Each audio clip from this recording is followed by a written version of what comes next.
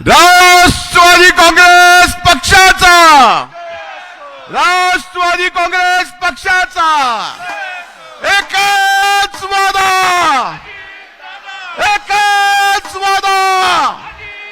अजित दादा तुम आगे बढ़ो, दादा तुम आगे बढ़ो। राष्ट्रवादी काँग्रेस पक्षाचा राष्ट्रवादी काँग्रेस पक्षाचा एकच वादा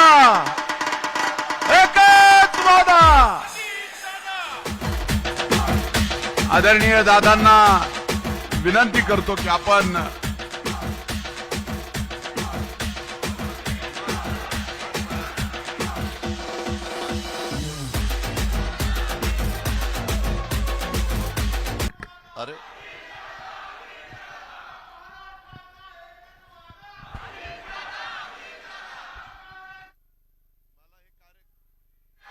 ह्या कार्यकर्त्यांनी इथं खुर्च्या काही बसल्या, ह्या काही इथं खुर्च्या आहेत, बसून घ्या।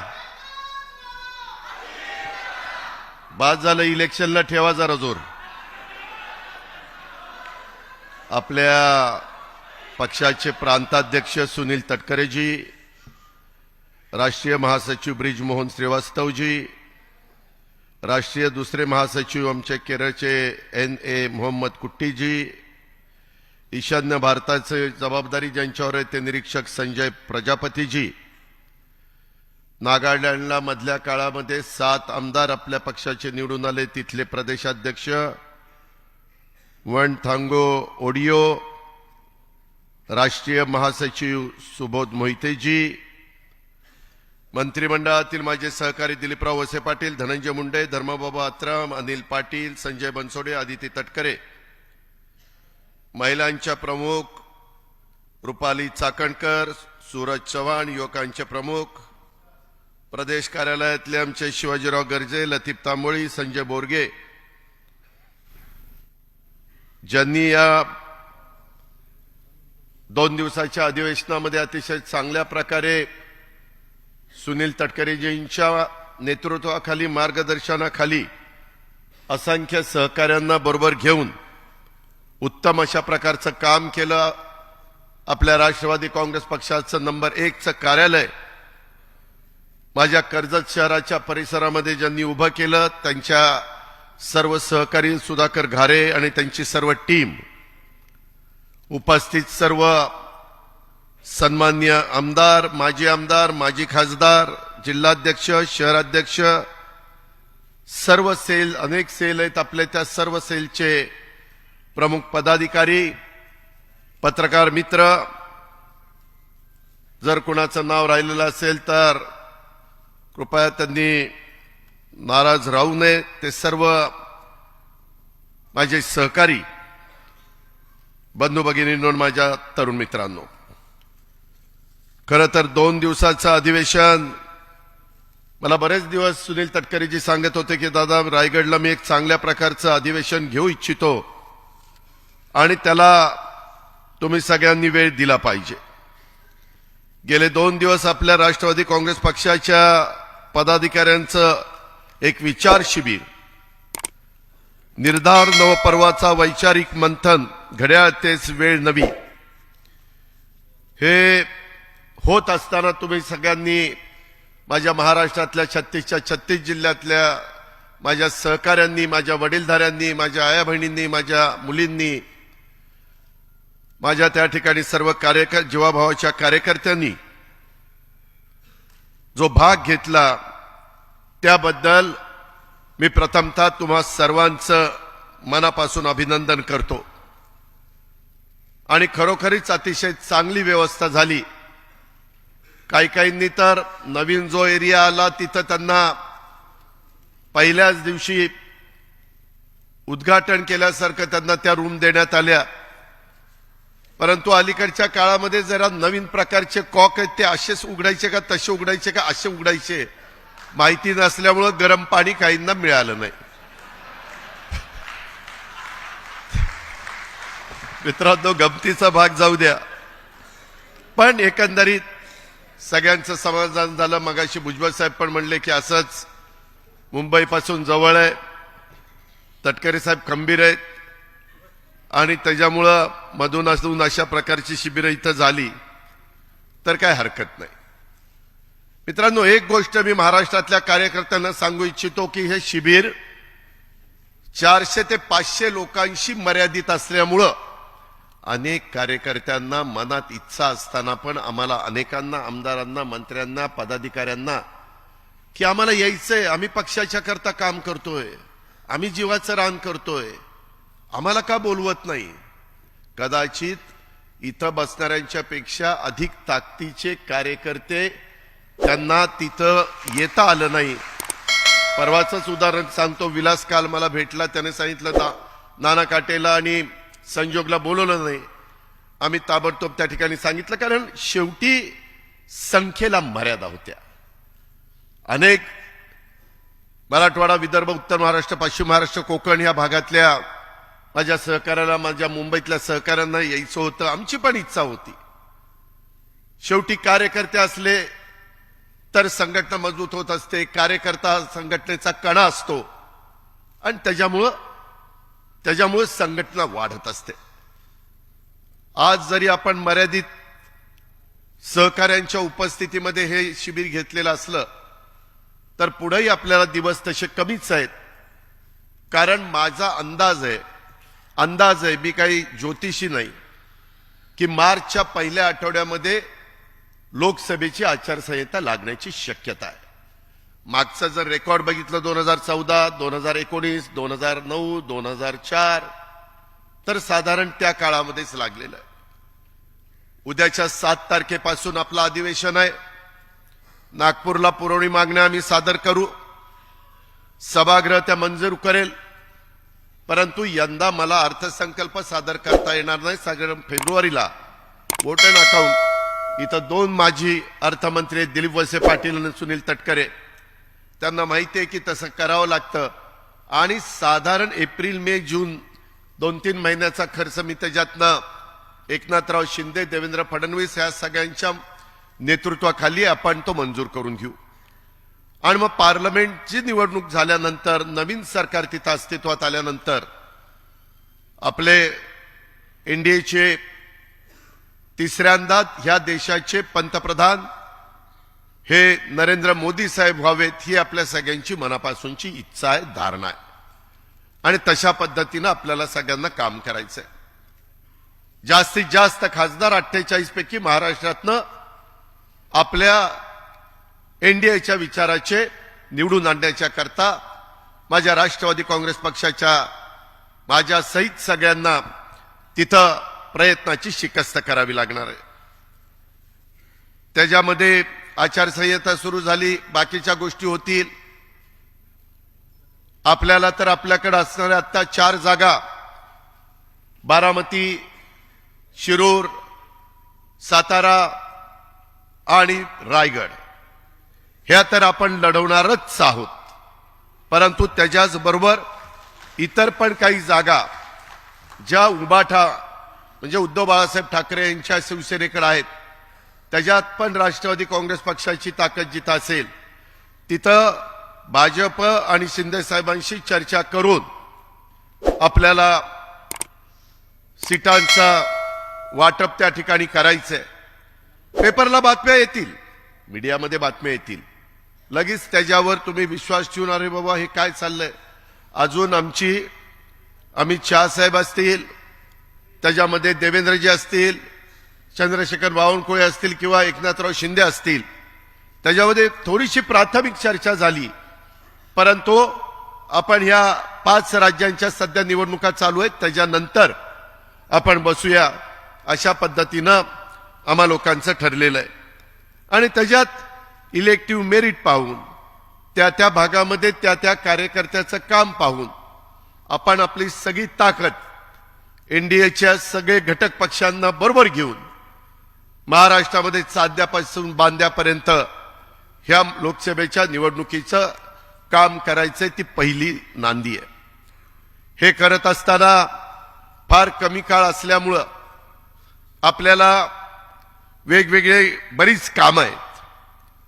खरं तर आता उद्याच्याला मी संभाजीनगर परिसरामध्ये जुना औरंगाबाद, त्याच्या दुसऱ्या दिवशी मी रायगड जिल्ह्यामध्ये श्रीवर्धन त्या भागात कार्यक्रम घेतले. त्याच्यानंतर मी सिंधुदुर्गला नेव्हीचा कार्यक्रम नेहमी मुंबईला होत असतो तो ह्यावेळेस पंतप्रधान महोदयांनी सिंधुदुर्ग जिल्ह्यामध्ये घेतलेला आहे. त्याला आम्हाला सगळ्यांना जावं लागेल. आणि मग 5 तारखेला एक दिवस मुंबईमध्ये थांबून 6 तारखेला चैतन्यभूमीला जाऊन तिथं नतमस्तक होऊन तिथं अभिवादन करून डॉक्टर बाबासाहेब आंबेडकरांना मग मी दुपारी नागपूरला त्या बाबतीमध्ये जाईल. यांनाही बऱ्याच जणांना नागपूरला यावं लागेल कारण चहापानाचा कार्यक्रम असतो, कॅबिनेट असते आणि प्रेस कॉन्फरन्स होती मुख्यमंत्र्यांची. आणि 7 तारखेपासून आपलं अधिवेशन आहे. अधिवेशनामध्ये जे काही आता आज गेले 2 दिवस, पहिल्या दिवशी 14 मान्यवरांनी आपले विचार मांडले, आज 12 ते 13 मान्यवरांनी आपले आपले विचार मांडले. बऱ्याच कार्यकर्त्यांना मला चिठ्ठ्या येत होत्या, सुनीलजींना येत होत्या, इतर सहकाऱ्यांना, सूरजला येत होत्या की मला बोलायचंय. जरूर त्या कार्यकर्त्याला वाटतं की मलाही संधी मिळावी, परंतु वेळेची काही मर्यादा असते आणि त्याच्यामुळं ते आपल्याला उरकावं लागतं. तरी देखील त्याच्यातनं बऱ्याच वेगवेगळ्या घटकांना, वेगवेगळ्या पदाधिकाऱ्यांना, वेगवेगळ्या सहकाऱ्यांना, माझ्या महिला असतील किंवा माझ्या इतर सहकारी असतील, त्या सगळ्यांना संधी देण्याचं काम सुनील तटकरे आणि पक्षाने आणि आम्ही सगळ्यांनी केलेलं आहे. राहिलेल्यांना पण आपण संधी देऊ, त्याबद्दल काही त्यांनी काळजी करू नये. त्या संदर्भामध्ये ह्या सगळ्या गोष्टी घडत असताना साधारण सुनील तटकरे, सुधाकर घारे, अनिकेत तटकरे, शिवाजीराव गर्जे, संजय बोरगे, नरेंद्र राणे ह्या असंख्य कार्यकर्त्यांनी ज्या प्रकारे व्यवस्था केली त्याबद्दल त्यांना हॅट्स ऑफ. खरोखरीच चांगली व्यवस्था झाली आणि त्याच्यामुळं जे चांगलं आहे त्याला चांगलं म्हटलं पाहिजे. फक्त मी सारखं सुनीलजींना तिथं बसल्यावर म्हणायचो एकच भोक राहिली इथं भोक. त्याच्यावरून आठवलं आज या मालकाचं देबाशिष चक्रवर्ती हे जे मालक आहेत. तसंच आमचे बुलढाण्याचे जिल्हाध्यक्ष ॲडव्होकेट नजीर काझी यांचाही आज वाढदिवस आहे, देबाशिष चक्रवर्तींचा वाढदिवस आहे आणि श्याम लांडेचा पण वाढदिवस आहे. ह्या सर्वांना पहिल्यांदा त्यांच्या वाढदिवसाच्या मनापासून शुभेच्छा देतो. त्यांना चांगलं आरोग्य मिळावं, त्यांचे पुढं देखील अतिशय चांगल्या प्रकारे त्यांच्या हातनं कामं घडावीत, कुठंही ते कमी पडू नयेत. आमच्या सगळ्यांच्या शुभेच्छा नेहमीच त्यांच्या पाठीशी राहतील. आणि ह्याच्या व्यतिरिक्त जर इथं समोर असणारा कोण आज वाढदिवस आहे पण नाव घ्यायचं राहिलंय त्यालाही शुभेच्छा देतो. नाहीतर त्याला वाटायचं काय माझंच नाव घेतलं नाही, हीच तिघं ह्याच्या जवळची आहेत का काय, कोणाला माहिती. तसं काही नाही. ही माहिती मला मिळाली म्हणून मी त्यांना त्या बाबतीमध्ये शुभेच्छा दिल्यात. ज्यांचं नाव नसेल आलं आज वाढदिवस असेल त्यांना पण many many happy returns of the day अशा प्रकारे मी त्यांना सांगू इच्छितो. मित्रांनो, आपल्या राष्ट्रवादी काँग्रेस पक्षाचा विचार आणि विचारधारा, तुम्ही सर्वजण आता आपापल्या भागात जाल त्यावेळेस आपल्या सर्वांच्यावर खूप मोठी जबाबदारी खांद्यावर पडलेली आहे. आम्ही जसं सकाळपासून काम करतो, आज जरा बोलताना संजयनी जरा तिखटमीठच लावलं, 4 वाजल्यापासूनच म्हणले पाणी करतात. आता ह्या दिवसात 4 वाजता अंधार गुडूप असतो, काय अंधारात पाणी करू, जरा पटेल असं बोलावं 6 वाजल्यापासून. पण तुला काही सांगितलं तर तुला जरा क्लिक व्हायला पाहिजे ना, 4ला कसं हा काम करेल, काय बॅटरी लावून काम करेल. त्याच्यामुळं हे थोडंसं व्यवहाराने बोललं की माणसाला पटतं आणि ती आपली संस्कृती आहे, ती आपली परंपरा आहे. आणि म्हणून मित्रांनो, ही जबाबदारी आपल्या खांद्यावर आहे. आपल्या राष्ट्रवादी काँग्रेस पक्षाने नेहमीच त्याचा उल्लेख तटकरे साहेबांनी केला, प्रफुल्लबाईंनी केला, इतर मान्यवरांनी केला, भुजबळ साहेबांनी केला. आणि आपल्यालाही पुन्हा एकदा निक्षून ह्या निमित्तानं ह्या शिबिराच्या सांगू इच्छितो, आपल्या मार्फत महाराष्ट्रातल्या तमाम जनतेला सांगू इच्छितो की राष्ट्रवादी काँग्रेस पक्षाने कायमच युगपुरुष छत्रपती शिवाजी महाराजांच्या रयतेच्या राज्याची प्रेरणा घेऊन शाहू फुले आंबेडकरांच्या विचारधारेला आपण आदर्श मानलेला आहे आणि स्वर्गीय यशवंतराव चव्हाण साहेबांच्या बहुजनांना सत्तेतून पाठबळ हे आपलं आज सत्तेमध्ये असणारं सूत्र आहे. हे मी ह्याच्या आधी पत्ररूपाने पण अनेकांना कळवलेलं होतं. आज पुन्हा एकदा सर्वांच्या समोर मांडतो. काही जण म्हणतात की या कारणाकरता गेले, काही जण आमच्यावर आरोप करतात की यांच्यावर केसेस होत्या म्हणून त्या थांबाव्यात म्हणून गेले. मित्रांनो, इथं अनेक सहकारी बसलेत. मी सुनीलजी आणि दिलीपरावांनी तर जवळपास 99 पासून बहुतेक मंत्रिमंडळामध्ये काम आम्ही केलेलं आहे आणि आपल्यालाही आपण त्याचे साक्षीदार आहात आणि त्याच्यामुळे आमच्यावर आरोप झाले नाही असं नाही, परंतु त्याचा उल्लेख काल सुनीलजींनी केला म्हणून मी रिपीट करत नाही. पण त्या संदर्भामध्ये मागही अनेकांच्यावर आरोप झाले. आरोप झाला म्हणजे ती काही वस्तुस्थिती आहे ते सिद्ध व्हायला पाहिजे असतात. चौकशा झाल्या. उलट माझ्यावर जे आरोप झाले त्याच्यामुळे नंतरच्या काळामध्ये जलसंपदाच्या जे गती होती विकास कामांची ती रेंगाळली. आज देखील सुधारित प्रशासकीय मान्यता कुणी राज्यकर्ते येतात त्यांच्या पुढे येते तर त्याच्यामध्ये 50 कोटीची असणारा पहिलं मान्यता सुधारित सुप्रमा ज्यावेळेस येते, प्रमा असते 50 कोटीची, सुप्रमा येते 700 कोटीची. कुणी बोलत नाही का तर कॅबिनेटने मान्यता दिली. परंतु त्यावेळेस मी मान्यता द्यायचो म्हणून मला टार्गेट करण्यात आलं. माधवराव चितळ्यांच्या अध्यक्षतेखाली ती समिती होती. त्या समितीमध्ये इतर 5 तज्ज्ञ घातलेले होते. त्यावेळेसचे विरोधी पक्ष नेते एकनाथ खडसेंनीच नावं दिलेली होती. फायनान्सची माणसं, जलसंपदाची माणसं, इतर माणसं देखील त्याच्यात तज्ज्ञ मंडळी घेतलेली होती. AKD जाधव आणि इतर बरेच जण होते. माधवराव चितळे यांची श्वेतपत्रिका जी काढली होती ते सगळा अहवाल आला. दुर्दैवाने त्यावेळेस आपण पहिल्या सरकारमध्ये होतो, त्यावेळेसच्या मुख्यमंत्र्यांनी दुसऱ्या सरकारमध्ये त्यांनी तो लागू म्हणजे कॅबिनेटला पण मान्यता दिली नाही. कारण काही अडचणी होत्या. आता मी सारखं मागं जात नाही, आता पुढं जायचंय. पण मी आपल्याला एक सांगतो, काही जण म्हणतात की तुमच्यावर आता असे आरोप झाले होते. अरे आरोप झाले होते. मी आज 32 वर्ष काही अपवाद वगळता मंत्रिमंडळामध्ये काम करतो. तुम्हालाही सगळ्यांना माहिती आहे मी पाणी पुरवठा खात्याचा अनेक वर्ष मंत्री होतो. तुम्हालाही सगळ्यांना माहिती आहे ऊर्जा खात्याचा जवळपास 10 वर्ष मंत्री होतो. हे दोघंही ऊर्जा खात्याचे मंत्री होते, पण मी पण 10 वर्ष होतो.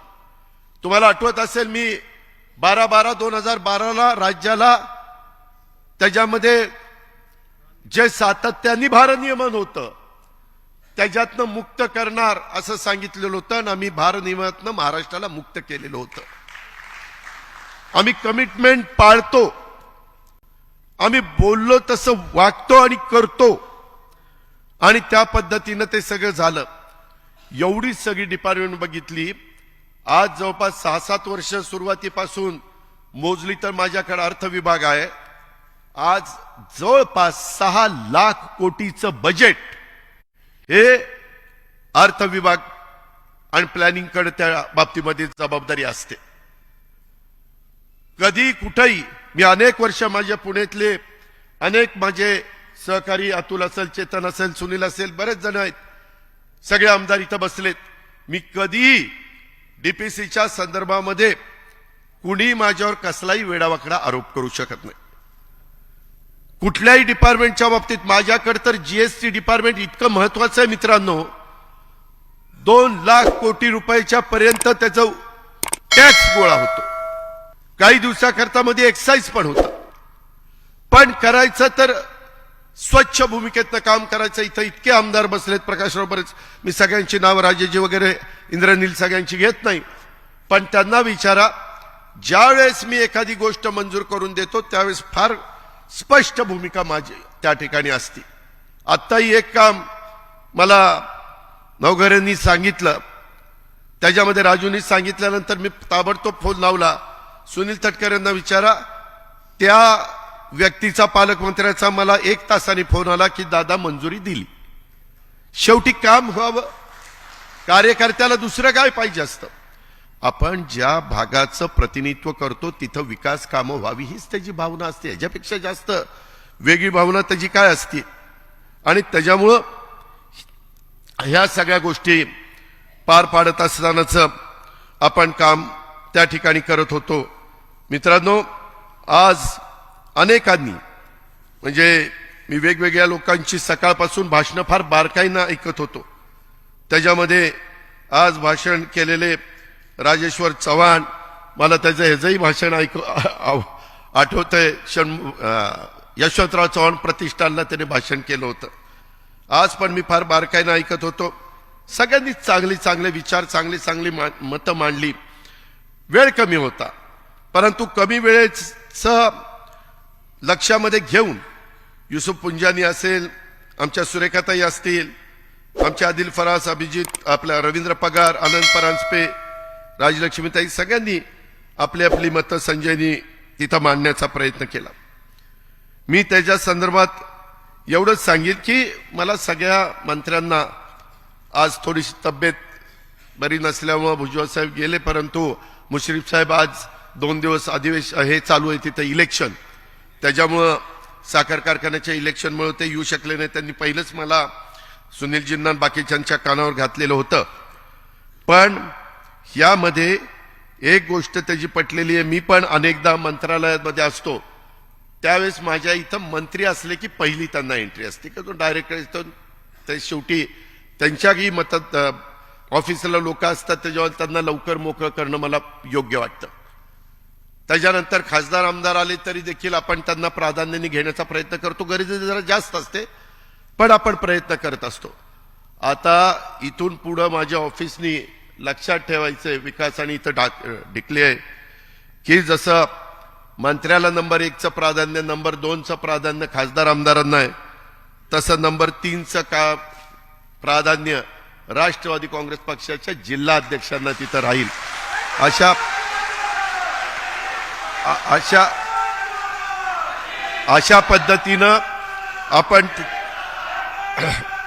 अशा पद्धतीनं माझ्यासहित माझ्या सगळ्या कॅबिनेट मंत्र्यांनी ह्या गोष्टीची नोंद घ्यावी.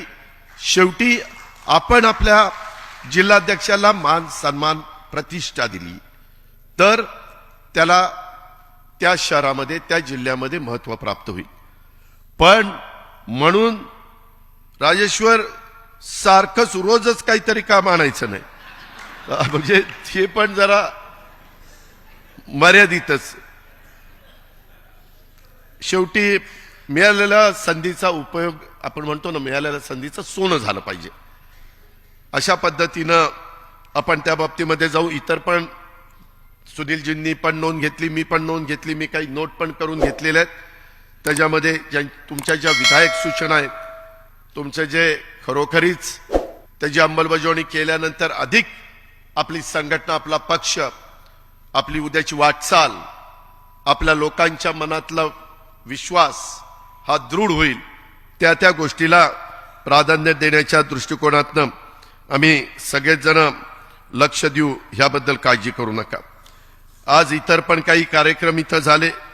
राष्ट्रवादी महिला काँग्रेसनी, मग रुपाली असेल, दीपाली असेल, बाकीचे सगळे महिला माझ्या असतील, दीपाली पांढरे, रुपाली चाकणकर, ह्या योजना महिलांच्या स्वप्नपूर्तीच्या, महिला सक्षमीकरणासाठी केंद्र व राज्य सरकारकडून योजना सुरू आहेत. आता नरेंद्र मोदींच्या आणि राज्य सरकार, एकनाथराव शिंदे वगैरे, आम्ही सगळेजण, देवेंद्र यांच्या नेतृत्वाखाली ज्या काही योजना चाललेल्या आहेत, त्याच्या पण वेगवेगळ्या फिल्म ह्या आपण मोबाईलच्या द्वारे दाखवण्याचं काम सुरू केलेलं आहे. कारण खूप चांगल्या योजना आहेत, केंद्राच्या आहेत आणि राज्याच्या आहेत. या योजना काही कारणांनी माझ्या महिलांच्या पर्यंत, माझ्या युवकांच्या, युवतींच्या, कार्यकर्त्यांच्या पर्यंत, शेवटच्या माणसापर्यंत ह्या पोचू शकत नाहीत.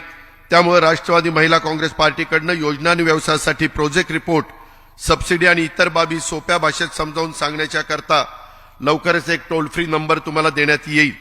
आणि तो नंबर मिळाल्यानंतर त्याच्यातनं महिलांना अधिक चांगलं काम होण्याच्या करता मदत होणार आहे, त्याचा फायदा देखील तुम्ही सगळ्यांनी घ्यावा.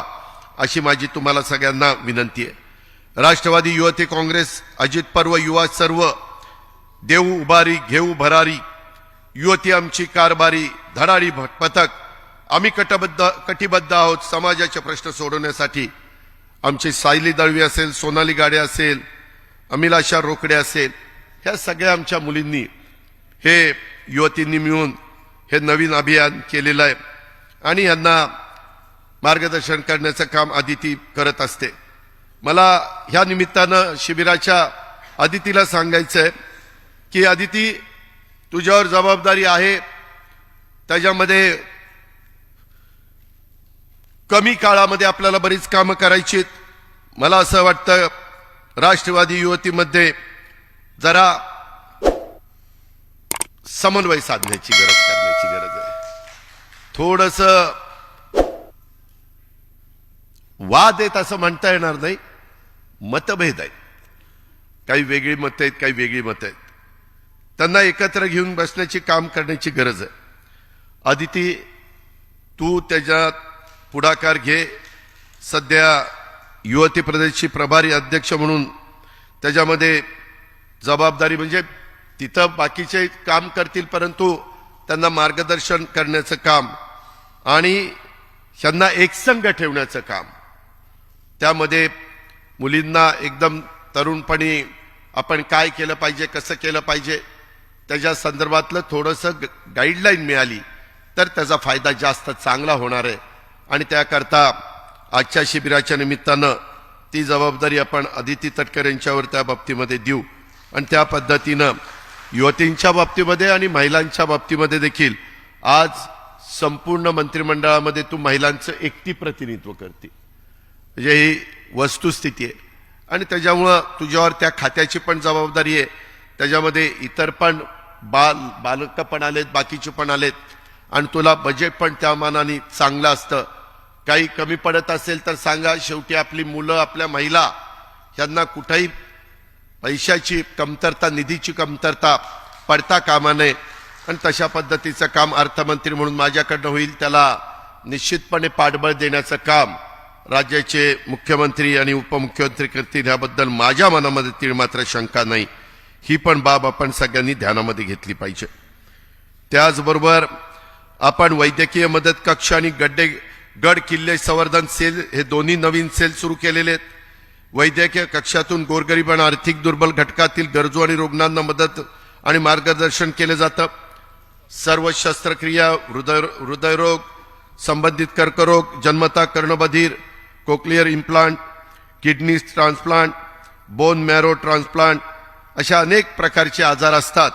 हे सर्व धर्मादाय अंतर्गत पंतप्रधान वैद्यकीय निधी किंवा आपल्या राज्याचा मुख्यमंत्री सहाय्यता निधी आणि विविध खासगी ट्रस्टद्वारे आपल्याला त्याच्यामध्ये पक्षाच्याकडनं देखील याच्यामध्ये मदत झाली पाहिजे आणि म्हणून तोही काम आपण सुरू करतोय, ह्याही गोष्टीची नोंद घ्यावी। तसंच सांस्कृतिक विभागामध्ये देखील बाबा पाटील काम करतोय, तिथं पण अनेक कलावंत आपले मेंबर झालेले आहेत, त्यांचाही उपयोग पक्षवाढीच्या करता त्यांच्या व्यापातून, त्यांच्या कामातून कसा करून घेता येईल हाही प्रयत्न आपण सगळेजण करू, ही पण ग्वाही मी आपल्या सगळ्यांना ह्या निमित्तानं देतो।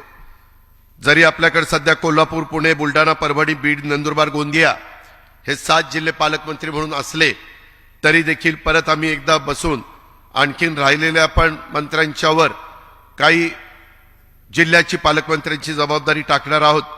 जिथं पालकमंत्री आपले तिथं त्या पालकमंत्र्यांनी आपल्या आपल्या कार्यकर्त्यांना सकाळी मी सूरज चव्हाण आणि युवकांना पण घेऊन बसलेलो होतो, त्यांच्याही काही समस्या आहे, प्रत्येकाच्या वेगवेगळ्या समस्या असतात आणि त्या सोडवणं आपल्याला पक्षामुळं, राष्ट्रवादी काँग्रेस पक्षामुळं एक पदही मिळालेली आहेत, त्या पदाचा वापर हा सर्वसामान्य माणसाचे प्रश्न सोडवण्याच्या करता करायचा असतो। त्याच्यामध्ये संघटनेतल्या लोकांना पण जास्त अग्रक्रमाने मदत झाली पाहिजे, अशा प्रकारची देखील भूमिका ह्या निमित्तानं मी आपल्या सगळ्यांच्या समोर ठेवू इच्छितो।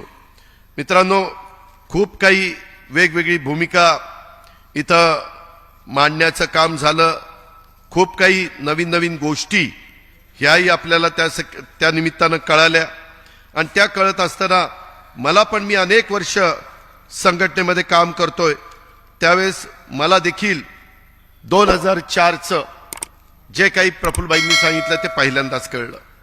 एक गोष्ट खरी आहे, एकेकाळी पूर्वीचा जनसंघ नंतर भाजप ह्या पक्षाच्या संदर्भामध्ये थोडंसं वेगळं बोललं जायचं.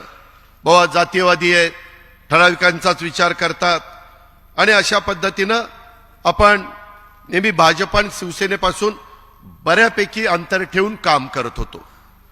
पुरोगामी विचारांच्या संदर्भामध्ये ज्या वेळेस भूमिका घेतली गेली किंवा डाव्यांनी पण भूमिका मांडली गेली त्यावेळेस नेहमी असं होत होतं. हा सुरुवातीचा काळ. आता देशाला स्वातंत्र्य मिळून 75 वर्ष होऊन गेलेली आहेत. आता काळ बदललेला आहे.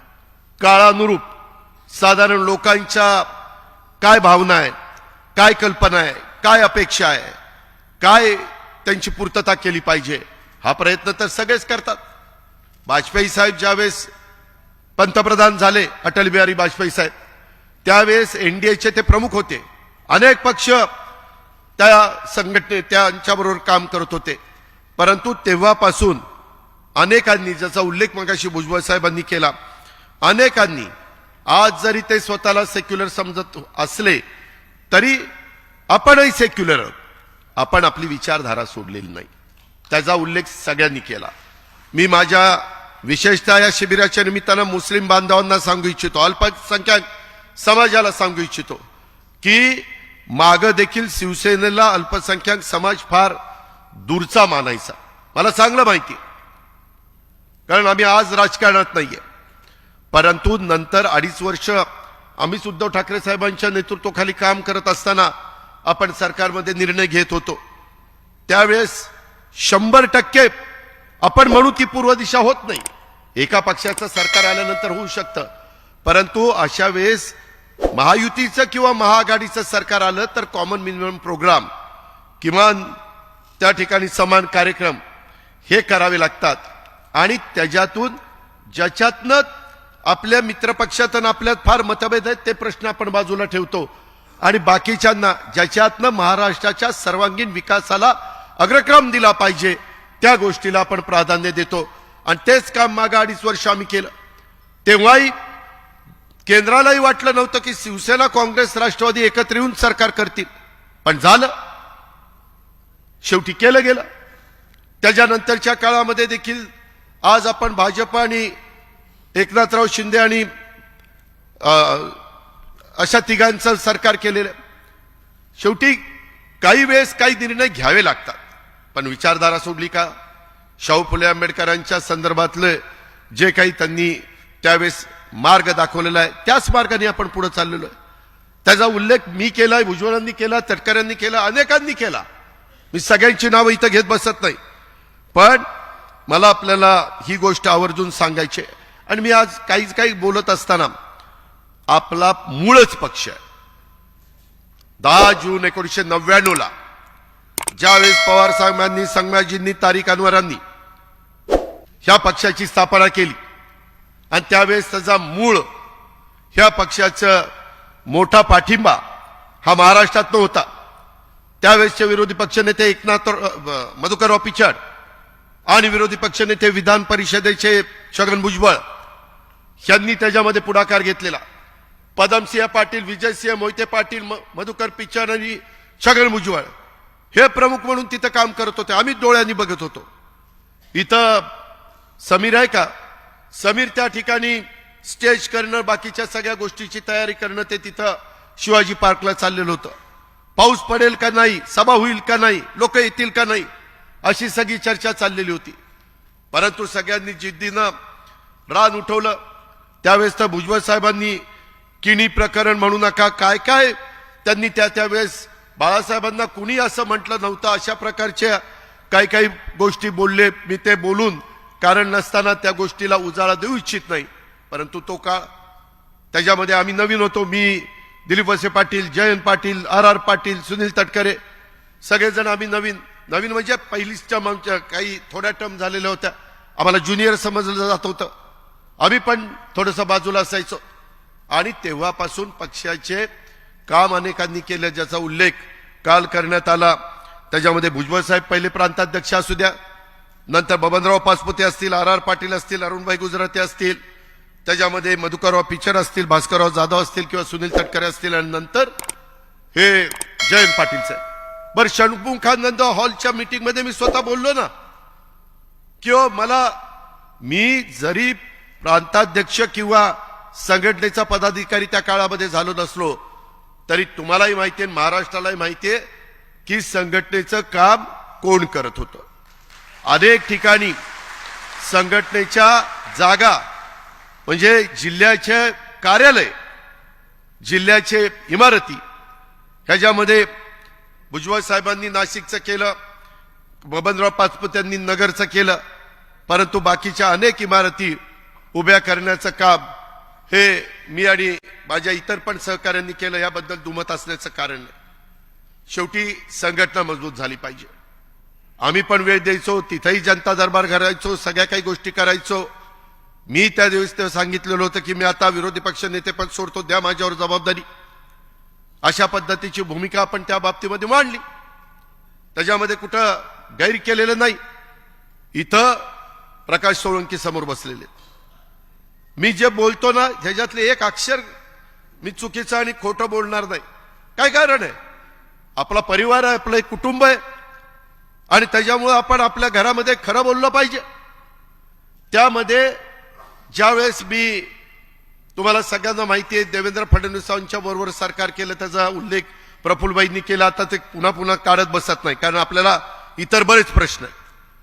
आता झालं गेलं, गंगेला मिळालं. त्याच्यामध्ये प्रकाश सोळंकी साहेब नाराज झाले. त्यांना सरकारच्या मंत्रिमंडळामध्ये यायचं होतं, आणि अशोक डग, मी, प्रकाश सोळंके आणि जयंत पाटील, काही वेळेला धनंजय मुंडे, अशा आमच्या मीटिंग तिथं होत होत्या. प्रकाशराव राजीनामा देण्याच्या त्यावेळेसची बातमी काढून बघा, त्यांनी राजीनामा देण्याचा निर्णय घेतलेला होता. बातम्यात होतं. आम्ही म्हणलो आत्ताच सरकार आलंय, एवढी टोकाची भूमिका प्रकाशराव घेऊ नका. त्यांचं म्हणणं होतं की मी काय पक्षाच्या करता कमी केलं? मागच्याही टर्म मध्ये तुम्ही मला मधीच शेवट 6 महिने का वर्षभर, 1.5 वर्ष असं आधीच काढून टाकलं. काय कारण? काय पक्षाने ही भूमिका माझ्याबद्दल काय घेतली हे मला कळलं पाहिजे. आणि आता पक्षाला सत्तेवर आलेला आहे, मंत्रिपद मिळतात, मला आता मिळालं पाहिजे. रास्त मागणी त्यांची होती. शेवटी मी ते आणि जयंत पाटलांनी तिथल्या एका चेंबरमध्ये नेलं आणि खूप त्यांना समजून सांगितलं, असं करू नका. पहिल्याच मंत्रिमंडळाच्या सुरुवातीला मिठाचा खडा लागणं बरोबर नाही, वगैरे वगैरे वगैरे वगैरे. नंतर मग मी आणि जयंत पाटलांनी त्यांना शब्द दिला कार्याध्यक्षपदाचा, तिथं राष्ट्रवादी भवनमध्ये. आणि जयंत पाटलांनी काय सांगितलं आपल्याला की 1 वर्ष मी अध्यक्ष राहतो, 1 वर्षांनी तुम्ही कार्याध्यक्षाचा अध्यक्ष व्हा, बरोबर ना, आणि संघटनेची जबाबदारी तुम्ही पार पाडा. ते प्रकाशरावांनी ऐकलं. तर ठीक आहे, तसं म्हणत असाल तर कुठली का होईना मला जबाबदारी द्या, मला काम करायचं. आणि हे मी सांगतोय 2019चं का हो, 19च. त्याच्यानंतर 1 वर्ष झालं. मी म्हणलं जयंतराव आपण शब्द दिला राव त्यांना. नाही दिलाय, परंतु वरिष्ठ म्हणतायत तूच राह. म्हणलं वरिष्ठांना सांगा ना, नको मला बाद झालं, मला मंत्रीपद आहे त्यालाच मला वेळ देता येत नाही. कारण जलसंपदा खात्याचं मोठी जबाबदारी होती. जलसंपदा खातं काय साधं सुद्धा खातं नाही, परंतु ते असंच पुढं ढकलत अजून चाललेलंच आहे. म्हणजे हे बरोबर नाही. माझं काय म्हणणं आहे, एकदा तुम्ही शब्द दिला ना, एखादा महिना पुढं मागे ठीक आहे ना, शब्द देताना 10 विचार करून शब्द द्या ना. पण ह्या पद्धतीनं कार्यकर्त्यांना त्याच्यामध्ये कुठंतरी नाराज करायचं, हे मला अजिबात आवडत नाही. आणि त्या गोष्टी देखील तेव्हा झाल्या. परंतु नंतर संघटनेच्या करता, पक्षाच्या करता त्यांनी मनाचा मोठेपणा दाखवला. आतापर्यंत आपण इथपर्यंत पोहोचलेलो. पण ह्या बारीक बारीक गोष्टी असतात, त्या साठत जातात, आणि त्याच्यातनं ह्या सगळ्या गोष्टी पुढं मग त्या निमित्तानं येत असतात. मित्रांनो, आज इथं हे सगळं होत असताना मला युवकांना आणि माझ्या राष्ट्रवादीच्या विद्यार्थी संघटनेला सांगायचं, आपल्याला दिवस कमी आहेत. माझी तुम्हाला सगळ्यांना प्रांताध्यक्ष सुनील तटकरेजी, रुपाली चाकणकरजी, त्याच्यामध्ये प्रशांत कदम, सूरज चव्हाण आणि सगळे सेल यांना सगळ्यांना विनंती, आज तारीख 1 आहे. 1 महिना तुम्हाला सगळ्यांना आपापल्या भागातले पदाधिकारी नेमण्याच्या करता, डिसेंबर एंड पर्यंत सगळे पदाधिकारी, तालुक्याचे, जिल्ह्याचे कार्यकारिणी, तालुका कार्यकारिणी, हे सगळे सेल, रुपाली तुमचे सगळ्यांचे, हे सगळे नेमले गेले पाहिजे. मी याला विचारलं, मी त्याला विचारलं, ते सांगतो म्हणलं, मी बघतो म्हणलं, ते तसलं काही नाही. नाही जर झालं तर 31 तारखेला त्याच्यामध्ये नवीन वर्षाच्या सुरुवातीला मग दुसऱ्यावरती जबाबदारी द्यावी लागेल त्या सेलची. हे कृपा करून नोंद घ्या, कारण त्याच्यानंतर जानेवारी फेब्रुवारी 2च महिने आहेत. मार्चला तर आचारसंहिता लागते. आपल्याला वेळ कमी असल्यामुळं जास्तीचं काम माझ्या सहित सगळ्यांना करावं लागणार आहे. हे कृपा करून लक्षात घ्या. थोडासा सगळ्या जिल्हाध्यक्षांनी, सगळ्या सेलच्या प्रमुखांनी, आणि आपण कुठं जातो, काय जातो, ते थोडंसं सगळ्यांनी पहा, त्याचं आत्मचिंतन करा. मला त्या संदर्भामध्ये सगळ्यांना एक विनंती करायची की सध्या आपलं इकडं कार्यालय मंत्रालयाच्या समोर आलेलं आहे आणि त्याच्यामध्ये मी एक बघतोय, अलीकडं फ्रंटलचे अध्यक्ष राज्यात फिरताना खरं तर दिसले पाहिजेत, परंतु फ्रंटलचे अध्यक्ष दररोज मुंबईच्या कार्यालयामध्ये बहुतेक असतात. काय काम आहे तिथं? असतं ना, काम असतं. मी पण ठरवलंय, मी हे सगळं ऐकलं ना, मी ठरवलं आता सोमवार, मंगळवार, बुधवार 3च दिवस मुंबईला द्यायचे, 1 दिवस पुण्याला द्यायचो, कारण पालकमंत्री तिथं 18 आमदार आहेत, 3.5 खासदार आहेत. त्याच्यामुळे तो बेस आहे. आम्ही मागच्या वेळेस 10 आणि 2 12 आणि 2 आमदार 700 मतांनी गेला आणि 1,500 मतांनी गेला. नाही तर जवळपास 14 आमदार आपण तिथून निवडून आणलेले होते. ही आपली तिथली परिस्थिती आहे. त्याच्यामुळे मी ज्यावेळेस महाराष्ट्राच्या कानाकोपऱ्यामध्ये जाईल, बाकीचे म्हणले, अरे तुझं काय पुण्याचं बघ ना. त्यावेळेस मला बोट दाखवलं तर माझ्या जिल्ह्याचं चांगली परिस्थिती असली पाहिजे. हीच गोष्ट लागू सगळ्यांना इथं बसणाऱ्यांना होती, मंत्र्यांना. त्या प्रकारची नोंद कृपा करून त्यांनी घ्यावी आणि संघटनेच्याही लोकांनी एखादा दिवस आठवड्यातनं आला काही महत्वाचं. बरं, आता आपण व्हिडिओ कॉन्फरन्सिंगच्या द्वारे बोलू शकतो, फोनच्या द्वारे देखील आपल्याला सगळं काही त्या ठिकाणी बोलता येऊ शकतं. आणि माझी आपल्याला सगळ्यांना सांगणं आहे की ओबीसी, कामगार, डॉक्टर, लिगल, माजी सैनिक, ज्येष्ठ नागरिक, ग्रंथालय, सांस्कृतिक, सामाजिक न्याय विभागात पदाधिकाऱ्यांना जिथं संधी देता येत नाही तिथंही संधी दिली गेली पाहिजे. विविध सामाजिक संघटना आणि सांस्कृतिक संघटनांना आपल्या पक्षाशी जोडण्याचं पण काम केलं पाहिजे. तुम्ही म्हणाल कुणाला? उदाहरणार्थ सार्वजनिक गणेश मंडळ, गणपती मंडळ, गणेश मंडळ, दहीहंडी मंडळ, तरुण मित्र मंडळ, महिला मंडळ, माथाडी युनियन, एसटी कर्मचारी संघटना, शिक्षक संघटना, रिक्षा चालक मालक संघटना, कामगार संघटना, फेरीवाला संघटना, विविध पत्रकार संघटना, बँक कर्मचारी युनियन, ओला उबेर टॅक्सी चालक मालक संघटना, आयटी कर्मचारी संघटना, शासकीय निमशासकीय खाजगी संस्थांच्या मधील कर्मचारी संघटना, ग्रामसेवक संघटना, तलाठी संघटना, अंगणवाडी सेविका संघटना, आशा सेविका संघटना, कंत्राटी कर्मचारी संघटना, विनानुदानित शिक्षक संघटना, शिक्षक संस्था चालकांची संघटना, टोल नाका कामगार संघटना, विविध जातीच्या संघटना, आरटीआय कार्यकर्ते, विविध एनजीओज, अशा समाजातील सर्व संस्था घटकांशी संघटनांशी आपला संपर्क आला पाहिजे. सोशल मीडियाला पण आज का काल कोणतरी बोलत असताना अनन्यसाधारण महत्व प्राप्त झालेलं. आम्ही राजकारणात आलो तेव्हा सोशल मीडिया नव्हता, मोबाईल नव्हता, काही नव्हतं. तो काळ आणि आताचा काळ ह्याच्यामध्ये जमीन आसमानाचा फरक आहे. त्याच्यावर सोशल मीडियाचा पण पुरेपूर फायदा घेतला गेला पाहिजे. या संघटनांच्या प्रमुख नेत्यांच्या समोर बैठका आयोजित करून समाजातील विविध प्रवाहांच्या सोबत कार्यकर्त्यांनी पक्ष संघटनेच्या प्रमुखांनी स्वतःला जोडून घेतलं पाहिजे. पक्ष वाढतो म्हणजे भाषण देऊन पक्ष वाढत नाही. त्याला कष्ट मेहनत घ्यावी लागती.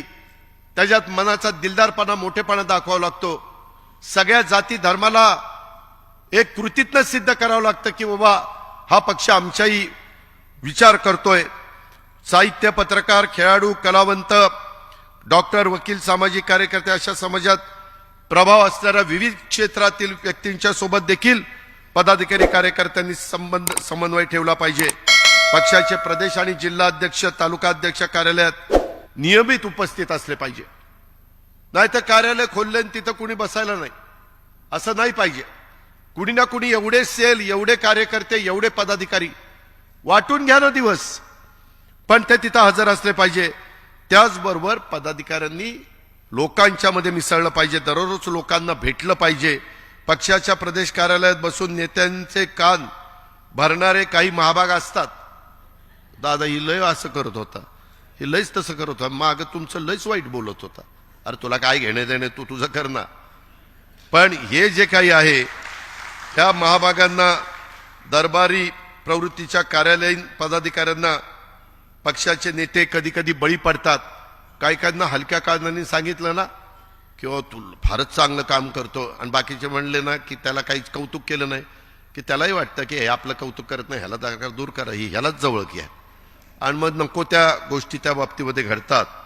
त्याच्यामुळं हे सगळं करत असताना पक्ष कार्यालयातील ऑफिस बेअरर पदाधिकाऱ्यांनी देखील पक्षाचं प्रशासन चालवायचं असतं. पक्षाचा कार्यकर्ता पक्ष चालवतो ही बाब प्रत्येकाने लक्षामध्ये ठेवली पाहिजे. फ्रंटल अध्यक्ष राज्यात फिरताना दिसले पाहिजेत, ही पण माझी अपेक्षा आहे. ज्या त्या विभागाच्या प्रमुखांनी आपल्या विभागापुरतं लक्ष घालावं. सर्वच ठिकाणी त्यांनी लक्ष देण्याची गरज नाही. साध्या भाषेत सांगायचं, सर्वच ठिकाणी तिथं नाक खुपसायची गरज नाही. बाकीचे आहेत ना, करू द्या ना त्यांना. त्यांना संधी दिली तर ते संधी म्हणजे काही त्यांच्या मनामध्ये आहे ते दाखवतील ना. त्यांच्या अंगामध्ये जे काही कसब आहे, आम्हाला संधी मिळाली म्हणून आम्ही दाखवलं. जर संधीच दिली नसती तर काहीच नाही. त्याच्यामुळं ह्या सगळ्या गोष्टी करा. आणि काही फ्रंटल अध्यक्ष आपण ज्या समाजाचे आहोत त्याच समाजाची नावं महत्वाच्या पदासाठी सुचवतात असल्याचं लक्षात आलं. कृपा करून तसं करू नका. शाहू फुले आंबेडकर, छत्रपती शिवाजी महाराज, सर्व धर्म समभाव, त्याच्यामध्ये सगळ्या घटकाला ज्याचा उल्लेख मगाशी अनेकांनी केला किंवा महाराष्ट्रातल्या पण अनेक सहकारी भेटले. ज्या पद्धतीनं आपल्याला ज्या जागा आल्या त्या जागेमध्ये वेगवेगळ्या घटकाला प्रतिनिधित्व देण्याचं काम राष्ट्रवादीच्या सगळ्या प्रमुख नेते मंडळींनी केलं. तशा पद्धतीनं तुम्ही पण संघटनेमध्ये एखादं कुटुंब संख्येने एकच असेल पण ते ऍक्टिव्ह असेल तर त्याच्यातला पण एक सदस्य घ्या.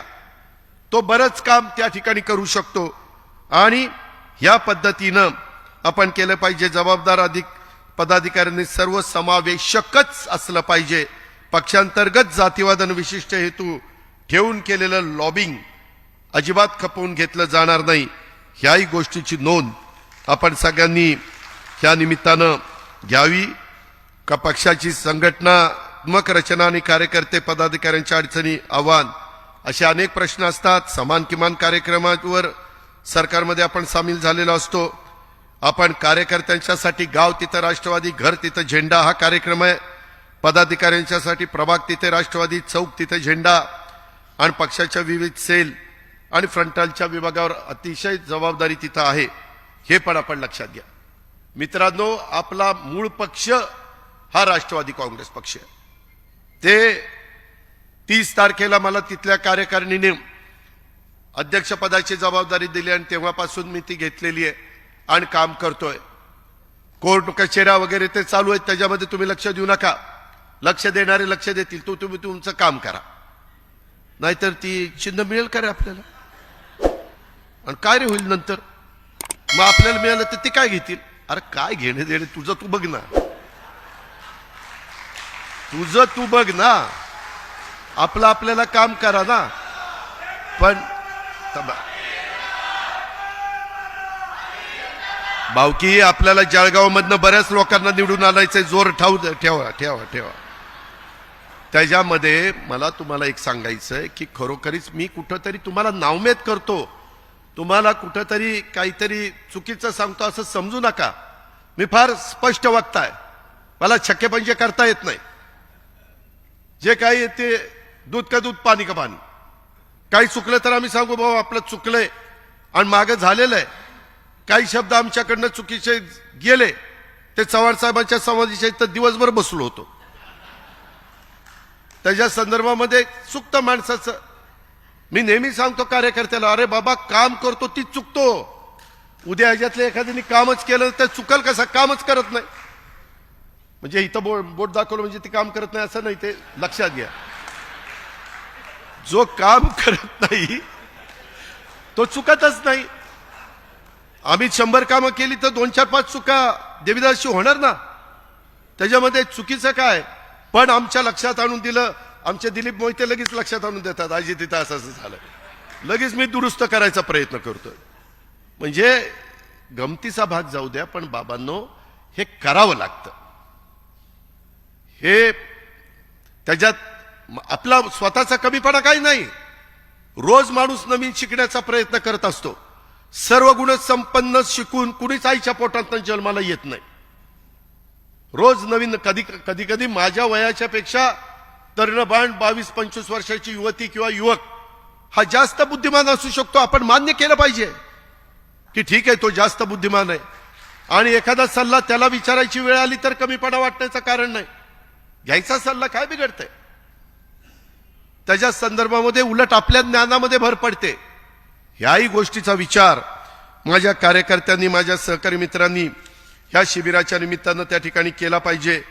नागरी माझी दुसरी एक विनंती आहे सूरज, तुला तर मी मगाशी सांगितलं ते इतक्या दिवसाच्या आत सगळ्या संघटना आणि माझी आमदारांना आणि सगळ्या लोकप्रतिनिधींना विनंती, तर प्रमुख पदाधिकाऱ्यांना विनंती आहे की तिथं लवकरात लवकर नावं देण्याचा प्रयत्न करा.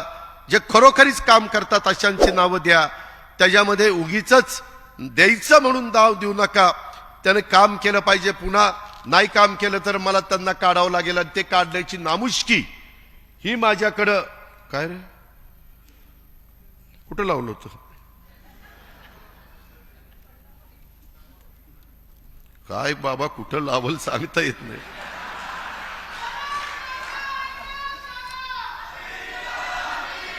तर मित्रांनो, तुझा तालुका कुठला रे, तालुका सांग. तालुका त्याच्याकडे बूथ झालाय का बघितलं पाहिजे, बूथ कमिटी झाली का बघितलं. मी सांगतो, जे सर्वात जास्त बीएमबीच्या देठापासून ओरडतात ना, समजावं ह्याचं नुसतं मोकळं एक मागचं काही नाही त्याचं, पण आपला आवाजाने नेत्याला कळावं की गाडीचं दार उघडतो, बस चला चला, की समजावं ह्याचं काय रे नाही. गावात ह्याला कुत्र विचारत नाही ही माणूस आहे. शपथ गळ्याच्या खोटं बोलत नाही. मी नेहमी कार्यकर्त्यांना सांगा, अरे तुझं नाही म्हणत, तू बस खाली. त्याच्यामध्ये आपल्याला मी सांगतो, बरेच नेते आम्ही राष्ट्रीय नेते असतो आणि स्वतःचं गाव आमचं नसतं, सरपंच वेगळाच असतो आमचा. असं पण नसावं. आपला वॉर्ड आपल्या बरोबर असला पाहिजे, आपलं गाव आपल्या बरोबर असलं पाहिजे, तर आपल्याला किंमत राहते, तर आपल्याला समाज मानतो. ही गोष्ट लक्षात ठेवा बाबांनो. काही काही गोष्टी नाही पटल्या तरी त्या पटवून घ्याव्या लागतात, त्या अंगवळणी पाडाव्या लागतात.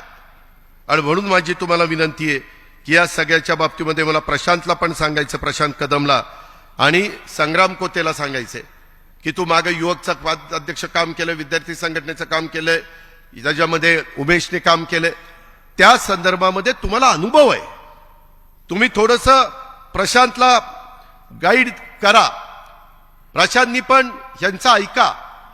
आणि विद्यार्थी संघटनेमध्ये, कारण काय झालंय, आता सगळ्यात तरुण देशामध्ये आपला तरुण वर्ग आहे, जगात सगळ्यात जास्त तरुण वर्ग आपल्याकडे. परंतु काही वर्षांनी, 20 वर्षांनी ज्यावेळेस 160 कोटीला जाऊ आपण, त्याच्यात काय हाय नाही, ते जाऊ तिथं, तर 140 ते 160 होऊ, त्यावेळेस सगळ्यात ज्येष्ठ असणारा जगातला देश हा भारत झालेला असेल. माझी तर मी एक दुसऱ्या 2 गोष्टी थोड्याशा तुमच्या सगळ्यांच्या समोर ठेवतो, सूतोवाच करतो. मला काम करत असताना मी नेहमी विचार करतो की पुढं आम्ही पण काही ताम्रपट घेऊन जन्माला आलेलो नाही. आम्हाला माहिती आहे की जनतेचा पाठिंबा, जनतेचा पाठबळ, आशीर्वाद आहे तोपर्यंत आपण त्या ठिकाणी आहोत. पण मित्रांनो, आपल्याला एक विचार करावा लागेल, पुढच्या पिढीच्या करता आता काही करून 1 किंवा 2 आपत्त्यावर थांबलं पाहिजे. त्याच्याबद्दल कायदा करावा लागला तरी नरेंद्र मोदी साहेबांनी करावा. कुठल्या जातीनं, धर्मानी, पंथांनी कुणी काही सांगितलं नाही, देवानी काही सांगितलं नाही, अल्लांनी काही सांगितलं नाही की कितीही पैदास करा म्हणून. 1 किंवा 2 आपत्त्यावर नाही थांबलो तर काही वर्षांनी ह्या देशाचं अशी परिस्थिती निर्माण होईल, पाणी प्यायला राहणार नाही, इतर घराची व्यवस्था करता येणार नाही. त्यामुळं माझं तर त्या संदर्भात समान नागरी कायदा आणि समान नागरी कायद्याच्या बद्दल एक गैरसमज आहे माझ्या मागासवर्गीयांच्या, आदिवासीमध्ये, आमच्या भटक्यांच्या मध्ये. हा आरक्षणाला ह्याच्यात कुठेही धक्का नाही, ही गोष्ट लक्षात घ्या. समान नागरी कायदा म्हणजे ह्या देशात जन्माला आलेल्या प्रत्येकाला कायदा सारखा. आरक्षण वेगळं, आरक्षण तुमचं राहणारच, ते आरक्षण कुणी काढून घेऊ शकत नाही. कुणी राज्यकर्ते असले तर जी परिस्थिती निर्माण झाली, डॉक्टर बाबासाहेब आंबेडकरांनी त्या काळामध्ये वेगळं सांगितलं होतं, परंतु नंतर अनेक सरकार आली, आरक्षण राहिलंय, मी नंतर त्याच्यावर येणार आहे. पण माझं म्हणणं आहे की समान नागरी कायदा त्याबद्दलचा पण विचार करा, त्याबद्दल काहीतरी भूमिका सर्व राजकीय पक्षांना घ्यावी लागेल. त्याच्यात कुठली शंका कुशंका त्रुटी वाटली तर त्याचा चर्चा करू, चर्चेतनं नेहमी चांगलं बाहेर येतं. पण पुढच्या पिढीचा काय भवितव्य आहे ते देखील आताच्याच राज्यकर्त्यांनी त्या गोष्टीचा विचार करायचा असतो. पुढच्यांनी नंतर आल्यावर नाही म्हणायचं अरे मागच्यांनी आपल्याला हे केलं असतं तर कशाला ही वेळ आली असती, हे म्हणण्याची वेळ त्या बाबतीमध्ये येऊन द्यायची नाही. ह्याच्यात वेगवेगळे मतप्रवाह असू शकतात. मी चर्चेच्या करता हे दिलेलं आहे. मी पुन्हा सांगतो, हे चर्चेच्या करता ह्या 2 गोष्टी आहेत. परंतु मागे पण इमर्जन्सीच्या काळामध्ये 75 साली 5 कलमी कार्यक्रम संजय गांधींनी आणला होता, काही जुन्या लोकांना आठवत असेल. पण तो कार्यक्रम नीट राबवला गेला नाही, त्याचा अतिरेक झाला आणि त्याची किंमत त्यावेळेस 77 साली इंदिराजींना मोजावी लागली. आणीबाणी पण होती आणि बाकीच्या पण गोष्टी. त्याच्यावर कुठल्याही गोष्टीचा अतिरेक होऊन द्यायचा नाही, चर्चा करून त्याच्यातनं मार्ग काढायचा. आणि म्हणून हे 2 मुद्दे मी कॉमन मिनिमम आपल्या हे जे समान नागरी कायदा आणि कुटुंब नियोजन मर्यादित ह्याबद्दलचं त्या 1 किंवा 2 पेक्षा नाही, 2ही मुली झाल्या तरी माझ्या वंशाचा दिवा, काही वंशाचा दिवा काही लावत नाही. मुली जास्त वंशाचा दिवा लावतात पण पोरं लावत नाही, असा काहींना अनुभव आहे, काहींना. नाहीतर मित्रांनो, ह्या सगळ्या गोष्टी करत असताना माझी प्रशांत कदमला पण सूचना आहे, येत्या निवडणुकीच्या साठी राज्यात 60 लाखाहून अधिक विद्यार्थी हे मतदार होणार आहेत.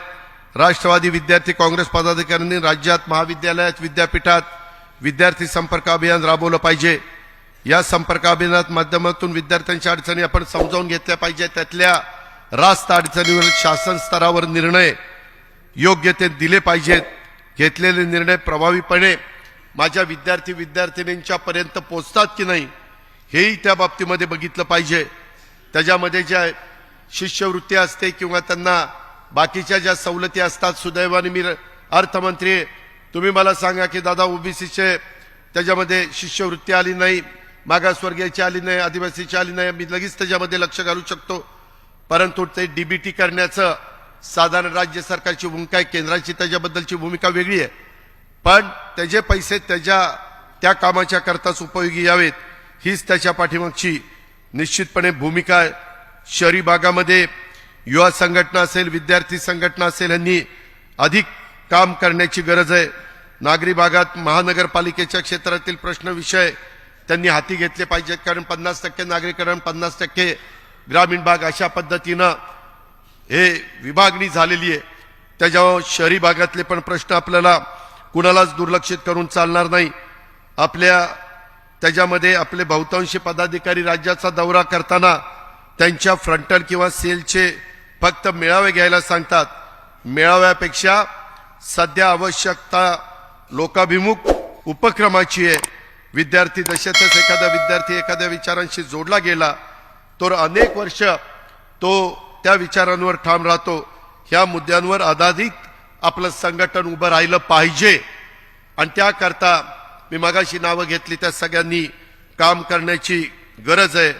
त्याच्यामध्ये राज्यातील युवा वर्गाचे प्रश्न जाणून घेण्यासाठी आणि त्याला व्यासपीठ उपलब्ध करून देण्यासाठी युवा संपर्क अभियान प्रभावीरित्या राबवून युवकांची सनद तयार करायला लागणार आहे आणि त्यात शासन स्तरावर हाताळण्यात येणारे प्रश्न सोडवण्याच्या करता मी किंवा युवक कल्याण संजयकडे आहे, बनसोडेकडे ते डिपार्टमेंट आपल्याकडे आहे, त्या डिपार्टमेंटचा उपयोग आपल्याला करून घेता येणार आहे. आपल्याकडे फार वेगवेगळी चांगली डिपार्टमेंट आली, त्याच्याकडे खेळाचं डिपार्टमेंट आहे, स्पोर्ट्स, त्याचाही उपयोग तरुण पिढीला चांगल्या पद्धतीने होऊ शकतो. आणि त्यामुळे ह्या सगळ्याचा किंवा आज आणि काल 2 दिवस शिबिराच्या निमित्तानं ज्या काही सूचना वेगवेगळ्यांनी केलेल्या आहेत त्याच्याही संदर्भातलं शिवाजीराव टिप्पण करून माझी दर मंगळवारी मंत्र्यांची जी बैठक असते त्याच्यामध्ये आपण हेही जबाबदारी आणि त्याचं अवलोकन पण करू किंवा दिलेली जबाबदारी ते पार पाडतात की नाही अशा पद्धतीनं पुढे जाण्याचं काम करू. पक्ष संघटना हे जर पक्षाचं शरीर असेल तर कार्यकर्ता हा पक्षाचा आत्मा असतो आणि पक्षाची संघटनात्मक रचना, कार्यकर्ते, पदाधिकाऱ्यांच्या अडचणी, आव्हानं हे सगळे प्रश्न आपल्याला सोडवायचे असतात. पक्ष संघटनेत सातत्यपूर्ण नियमित कार्यक्रम असले पाहिजे. तेही कार्यक्रम आता आम्ही तयार करतो. 31 डिसेंबर पर्यंत तुम्ही पदाधिकारी नेमा, ते कार्यक्रम तुम्हाला दिल्यानंतर ते कार्यक्रम राबवा. कार्यक्रमातनं माणसं जोडली जातात, कार्यक्रमातनं संघटनेला पण बळकटी येते. कार्यक्रमातनं आता परवा आमच्या घाऱ्यांचा एक कार्यक्रम होता, त्या कार्यक्रमाच्या निमित्तानं दिमागदार कार्यक्रम झाला. तो कार्यक्रम बघून काही कार्यकर्त्यांनी, सुधाकर घाऱ्यांचा, काही कार्यकर्त्यांनी लगेचच शेतकरी कामगार पक्षातनं आपल्या पक्षामध्ये इथंच बाहेर पक्षप्रवेश केला. म्हणजे शेवटी आपल्याला हे सगळं करावं लागणार आहे. आणि तुम्ही लोकांना सांगा, मी पण या निमित्तानं जनतेला सांगू इच्छितो, आम्ही कुठंतरी काहीतरी पाहिजे म्हणून इथं आलेलो नाहीये. सत्तेमध्ये येऊन सत्तेच्या माध्यमातून बहुजनांच्या पर्यंत त्यांचे प्रश्न सोडवण्याचं काम झालं पाहिजे. सर्व जाती धर्माच्या लोकांना न्याय देता आला पाहिजे. तिथं कुठेही कुठली अडचण येता कामा नये. हा त्याच्यातला महत्वाचा बाब आहे. ही पण बाब तुम्ही सगळ्यांनी लक्षामध्ये घेतली पाहिजे. शासनाच्या विविध लोकोपयोगी निर्णयाची माहिती उत्तम कॉन्टेंटच्या माध्यमातून प्रभावीरित्या तरुणांच्या पर्यंत पोहोचवण्याचं काम देखील हे सोशल मीडियाच्या सेलची यंत्रणा त्यांनी केलं पाहिजे. वैद्यकीय शिक्षण आणि आरोग्य विभागाच्या मदतीनं देखील विद्यार्थी वर्गाची मोफत आरोग्य तपासणी हेही कार्यक्रम माझ्या प्रशांत कदम आणि सहकारी मित्रांनी त्याच्यामध्ये राबवले पाहिजे. अशा प्रकारचं माझं त्यांना सगळ्यांना सांगणं आहे आणि तशा प्रकारची माझी त्यांना सूचना देखील आहे. हे पण आजच्या या शिबिराच्या समारोपाच्या भाषणाच्या निमित्तानं मी आपल्या सगळ्यांना सांगू इच्छितो. मित्रांनो, इतर पण अनेक वेगवेगळ्या प्रकारचे मुद्दे आहेत. उदाहरणार्थ कालच्या पावसामुळं त्याच्यामध्ये पुन्हा एकदा राज्यातल्या माझ्या बळीराजाचं, माझ्या शेतकऱ्यांचं मोठं नुकसान झालेलं आहे. तिथं मदत पुनर्वसन मंत्री पण फिरतायत, बाकीचे मंत्री पण फिरतायत, आमचे शिवसेनेचे पण फिरतायत, भारतीय जनता पक्षाचे पण फिरतायत. आजचं अधिवेशन संपलं की पुन्हा राहिलेल्या ठिकाणी पण जाण्याचं काम आम्ही सगळेजण त्या बाबतीमध्ये करू. या शेतकऱ्यांना केंद्राकडनं अधिकाधिक मदत कशी मिळवून देता येईल आणि राज्यातील पायाभूत विकासासाठी केंद्र सरकारकडनं जास्तीत जास्त निधी हा आपल्याला कसा आणता येईल, त्या कमिटीचे अध्यक्ष अमितभाई शहा आहेत, त्यांनाही भेटून मुख्यमंत्री मी देवेंद्रजी त्यांनाही आम्ही सांगू आणि ह्या अडचणीमध्ये असणाऱ्या माझ्या कष्टकऱ्याला, माझ्या शेतकऱ्याला मदत करण्याचं आम्ही ठरवलेलं आहे. पंचनामे सुरू आहेत. परवाच कॅबिनेटमध्ये तशा प्रकारची चर्चा आम्ही सगळ्यांनी केलेली आहे आणि नागपूरच्या अधिवेशनामध्ये 2-3 दिवसांनी 4 दिवसांनी त्याच्या संदर्भातल्या बाकीच्या गोष्टी, पीक विमा उतरवलेला आहे, त्याच्यामध्ये कृषी मंत्री इथं आहेत, 1 रुपयामध्ये पीक विमा उतरून बाकीचे हजारो कोटी रुपये राज्य सरकारने आणि केंद्र सरकारने मिळून त्या माझ्या शेतकऱ्याचे भरलेले आहेत. आणि असं नुकसान झाल्यानंतर त्याला विम्याचे पैसे कसे मिळतील, त्याकरता त्याला कुठं टोकाची भूमिका घ्यावी लागणार नाही, अशा प्रकारचं देखील काम आपण सगळेजण मिळून करतोय. राज्यामध्ये सत्तेत सहभागी होताना महायुती सरकारला किमान समान कार्यक्रमावर आधारित आपण सगळ्यांनी पाठिंबा दिलेला आहे. सर्वांची साथ, सर्वांचा विकास हा एकच नारा प्रत्यक्षात आणण्यासाठी आपण राज्याच्या सत्तेमध्ये सहभागी झालेलो आहे. महाराष्ट्र हा सर्व जाती, धर्म, भाषा, पंथ, प्रांताच्या लोकांच्या असून इथं सर्वांचं हित जपलं पाहिजे. इथं कोणावर अन्याय होता कामा नये, हीच खबरदारी आम्ही सगळेजण घेतोय. सर्व धर्म समभाव भारतीय संविधानाचा आत्मा आहे आणि संविधान आणि सर्व धर्म समभावाच्या विचारांशी राष्ट्रवादी काँग्रेस पक्ष कुठल्याही परिस्थितीमध्ये तडजोड करणार नाही, हे पण मी अतिशय निक्षून राज्यातल्या जनतेला आणि माझ्या पण जीवाभावाच्या सहकाऱ्यांना सांगू इच्छितो. त्याच्यामध्ये राष्ट्रवादी काँग्रेस पक्षाचा प्रत्येक पदाधिकारी आणि कार्यकर्ता विचारशील असला पाहिजे. त्याचबरोबर या पुढील काळामध्ये त्यांना कृतीशील होऊन काम करावं, विचारांना कृतीची जोड ही आपल्याला द्यावी लागेल, अशी अपेक्षा आमची सगळ्यांची आहे. तसं झालं तरच राष्ट्रवादी काँग्रेस पक्षाचा कार्यकर्ता आणि आपला पक्ष पुढे जाणार आहे, याची जाण आणि याचं भान या पुढील काळात आपण सगळ्यांनी काम करत असताना ठेवलं पाहिजे. राज्यामध्ये आपल्या विचाराचे सर्वात जास्त मोठ्या संख्येने कसे उमेदवार निवडून येतील, या सर्व उमेदवारांचं बाकीच्या बाबतीत मोदी ग्रामपंचायतीचा उल्लेख झाला. ग्रामपंचायतीचे पण निकाल बरे लागलेले आहेत, परंतु त्याच्यातनं हुरळून जाण्याचं कारण नाही, त्याच्यातनं खूप काही आपल्याला पाठिंबा असं समजण्याचं कारण नाही. अजून आपल्याला काम करावं लागेल, कारण पुढे स्थानिक स्वराज्य संस्था आल्या तर त्या चिन्हावर लढल्या जाणार आहेत आणि त्याच्यामुळं आपण त्या बाबतीमध्ये अधिक लक्ष देऊन काम करण्याची गरज आहे, हे पण आपल्याला सगळ्यांना या निमित्तानं सांगायचंय. धर्मनिरपेक्षता, पुरोगामित्व हा आपल्या पक्षाचा आत्मा आहे, हे पण मी सतत तुम्हाला सगळ्यांना सांगण्याचा प्रयत्न करतोय. सेक्युलर म्हणणाऱ्यांनी अनेकांनी, आता काही जण म्हणतात की तुम्ही कसं यांच्याबरोबर गेला, जर आम्ही शिवसेनेबरोबर आमच्या वरिष्ठांनी ठरवलं तर जाऊ शकतो. आणि मागं अनेकांनी काय काय घडलं ते सगळं सांगितलेलं आहे प्रफुल्लबाईंनी, त्याचा उल्लेख सुनील तटकरे यांनी पण आपल्या भाषणात केला. परत त्याची ओढत मी बसत नाही, परंतु मला त्याच्या संदर्भामध्ये एवढंच सांगायचंय, आज काही पक्ष हे स्वतःला सेक्युलर आणि दुसऱ्याला जातीवादी समजतात. स्वतःला सेक्युलर समजून घेणारे पक्ष आणि त्यांचे नेते आज इंडिया आघाडी म्हणून एकत्र आलेले आहेत आणि भाजप आणि मित्र पक्षांवर जातीयवादी म्हणून टीका करतायत. देशातले महत्वाचे नेते आणि पक्षांनी कधी ना कधी बीजेपी सोबत सत्ता उपभोगलेली आहे, भाजप सोबत ते गेलेले आहेत. त्यांनी विचारधारा सोडली का? नाही सोडली. ममता बॅनर्जी आज त्या पश्चिम बंगालच्या मुख्यमंत्री आहेत, त्याच्या आधी त्या भाजपच्या सरकारमध्ये मंत्री होत्या ना रेल्वे खात्याचा. त्याच्या संदर्भात फारुख अब्दुल्ला हे पण त्या ठिकाणी मंत्री होते. त्याच्यामध्ये मेहबूबा मुफ्ती, त्याच्यामध्ये नितीश कुमारांनी अनेकदा एकदा इकडे एकदा तिकडे एकदा तिकडे, ठीक आहे, त्यांना योग्य वाटलं त्यांनी केलं, त्याच्याबद्दल आम्हाला काही म्हणायचं नाही. पण आम्ही सेक्युलरवादी आहोत आणि मग त्यांनी निर्णय घेतला तर योग्य, इतरांनी घेतला तर हे लोक जातीवाद्यांच्या बरोबर गेलेले आहेत. त्याच्या संदर्भामध्ये मायावती भाजपसोबत हे जाऊन सुद्धा त्यांनी आपली विचारधारा जपली आणि आपल्या राज्यातल्या देशातल्या विकासासाठी भाजपची साथ देखील दिली. हा इतिहास आहे, हा इतिहास विसरता येणार नाही, नाकारता येणार नाही. ज्येष्ठ समाजवादी नेते आज हयात नाही, जॉर्ज फर्नांडिस यांच्या पुरोगामित्वावर कधी कोणी शंका घेतली नाही. एकेकाळी जॉर्ज फर्नांडिस भाजपचे प्रणित एनडीएचे निमंत्रक होते. त्यांनी खऱ्या अर्थाने देशात पहिल्यांदा भाजपला सत्तेवर आणलं. जर या देशामध्ये जॉर्ज फर्नांडिस यांना भाजपची ॲलर्जी नव्हती तर आम्हाला काय अडचण त्या ठिकाणी आहे? ज्या इंडिया आघाडीला नेता आजपर्यंत ठरवता आलेला नाही. त्यांना आघाडीच्या लोगोवर एकमत करता आलेलं नाहीये. आघाडीची बैठक कुठं घ्यायची हे ठरवण्यासाठी महिन्यापासूनच अधिकचा कालावधी त्यांना लागतो.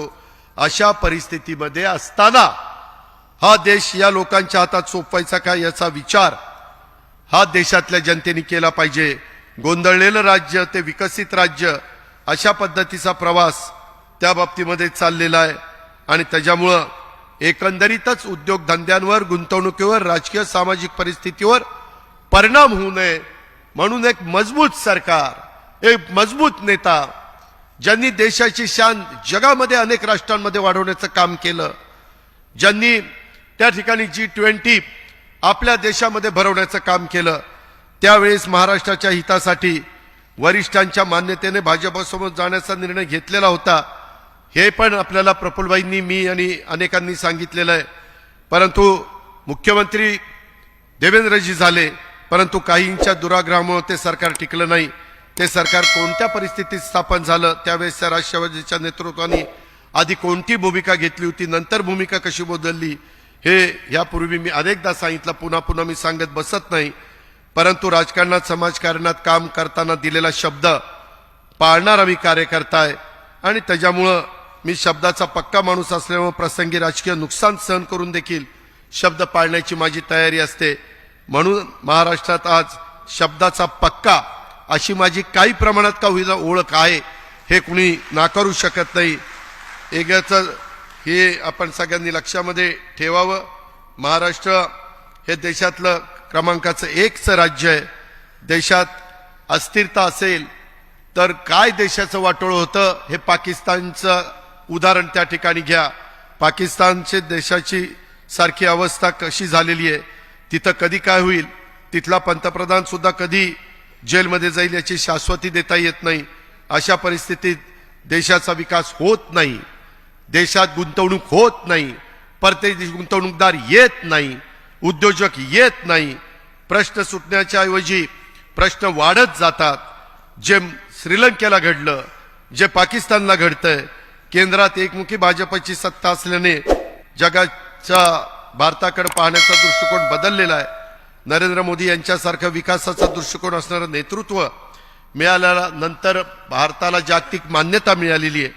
तुम्ही एक आठवा, पंतप्रधान देवेगौडा किती दिवस पंतप्रधान होते, IK गुजराल, चंद्रशेखर किती दिवस पंतप्रधान होते. अस्थिर वातावरण असणाऱ्या काळात किती विकास झाला हा अभ्यासाचा विषय. त्यावर मला अधिक भाष्य करायचं नाही. परंतु देशाच्या विकासाच्या करता खमकं नेतृत्व लागतं. ते खमकं नेतृत्व आज मोदी साहेबांच्या रूपाने आपल्याला मिळालेलं आहे. ही वस्तुस्थिती नाकारता येत नाही. कोणी नाही म्हटलं तरी ते सत्य रपवता येत नाही. आणि त्याच्यामुळं त्यांना पाठिंबा देत असताना राज्यामध्ये देखील खमकेपणाने राज्य चाललं पाहिजे. ह्याकरता राष्ट्रवादी काँग्रेस पक्षाने काम केलं पाहिजे. त्याकरता जास्तीत जास्त खासदार, आमदार निवडून आणण्याच्या करता आपण त्या बाबतीमध्ये प्रयत्न केले पाहिजे. त्याच्यामध्ये आपल्या देशात किंवा राज्यामध्ये युती आघाड्यांचं सरकार आता काही नवीन राहिलेलं नाहीये. त्याही गोष्टीचा विचार आपण सगळ्यांनी केला पाहिजे. आणि आज असणारे राज्यातले प्रश्न, आज असणारे इतर वेगवेगळ्या युवतींचे, युवकांचे प्रश्न, तरुणांचे, विशेषतः नोकरदारांचे प्रश्न, ह्या सगळ्याकडं आपण त्या बाबतीमध्ये लक्ष देऊन आहोत. मधल्या काळामध्ये काम करत असताना आपल्या महाराष्ट्राची अर्थव्यवस्था $1 ट्रिलियन वर नेण्यासाठी आपण सगळ्यांनी एकत्र काम करण्याची गरज आहे. स्वतः पंतप्रधानांना देशाची अर्थव्यवस्था $5 ट्रिलियन पर्यंत न्यायची आहे. आणि जगातल्या 10 टॉप अर्थव्यवस्थेमध्ये त्या ठिकाणी आपल्या भारताला न्यायचं आहे. एक काहीतरी ध्येय डोळ्यासमोर ठेवून मध्ये चंद्रयानाचा उल्लेख काल मला वाटतं निरगुडकरांनी केला आणि वेगवेगळ्या लोकांनी वेगवेगळे उदाहरणं दिलेली आहेत. त्याही गोष्टीचा विचार आपण सगळ्यांनी या निमित्तानं केला पाहिजे. निवडणुकीच्या निमित्तानं यश अपयश चालतं, कधी कधी वेगवेगळ्या पद्धतीचे निकाल लागतात. त्याच्यातनं कुठेही विचलित होऊन चालत नाही, कुठेही त्याच्यामध्ये बाजूला जाऊन चालत नाही. हेही आपण सगळ्यांनी या निमित्तानं लक्षामध्ये घेतलं पाहिजे. आणि कुठल्याही परिस्थितीमध्ये आपला कार्यकर्ता, आपला आमदार, आपला खासदार ह्याला अडचण येऊ नये अशाच प्रकारची खबरदारी मी आणि माझे सगळे सहकारी ह्या बाबतीमध्ये घेत आहेत. बूथ बांधणीच्या करता देखील कृपया इथं सर्व आमदारांनी सहकार्य करावं अशाही प्रकारची सूचना मी करतो. ते काम अतिशय महत्वाचं आहे, कारण ह्या लोकसभेच्या निवडणुकीच्या निमित्तानं ते काम झालं तर पुढे विधानसभेच्या निवडणुकीच्या निमित्तानं आपल्याला अधिक सोपं जाणार आहे. अशा प्रकारचं देखील आपण सगळ्यांनी नोंद ही घेतली पाहिजे, हे मी तुम्हाला सगळ्यांना अतिशय स्पष्टपणे सांगू इच्छितो. मधल्या काळामध्ये आपण सगळ्यांनी एक भूमिका मांडली. आपल्याला खरं आपल्या राज्यामध्ये आपल्या देशामध्ये प्रत्येकाला आपल्या जातीचा धर्माचा अभिमान असतोच आणि तो असला पाहिजे, त्याबद्दल दुमत नाही. परंतु पहिल्यांदा भारत, आपला देश, आपला महाराष्ट्र, आपलं राज्य आणि त्याच्यानंतर ह्या सगळ्या गोष्टी प्रत्येकाला स्वतःच्या आई वडिलांचा, गावाचा, तालुक्याचा, जिल्ह्याचा, राज्याचा आणि देशाचा अभिमान असतो आणि तो असायलाच पाहिजे. प्रत्येकाला आपल्याला शाळेत महाविद्यालयाचा अपमान त्या अभिमान असतो, त्याप्रमाणे प्रत्येकाला स्वतःच्या जातीचा धर्माचा पण अभिमान असला पाहिजे.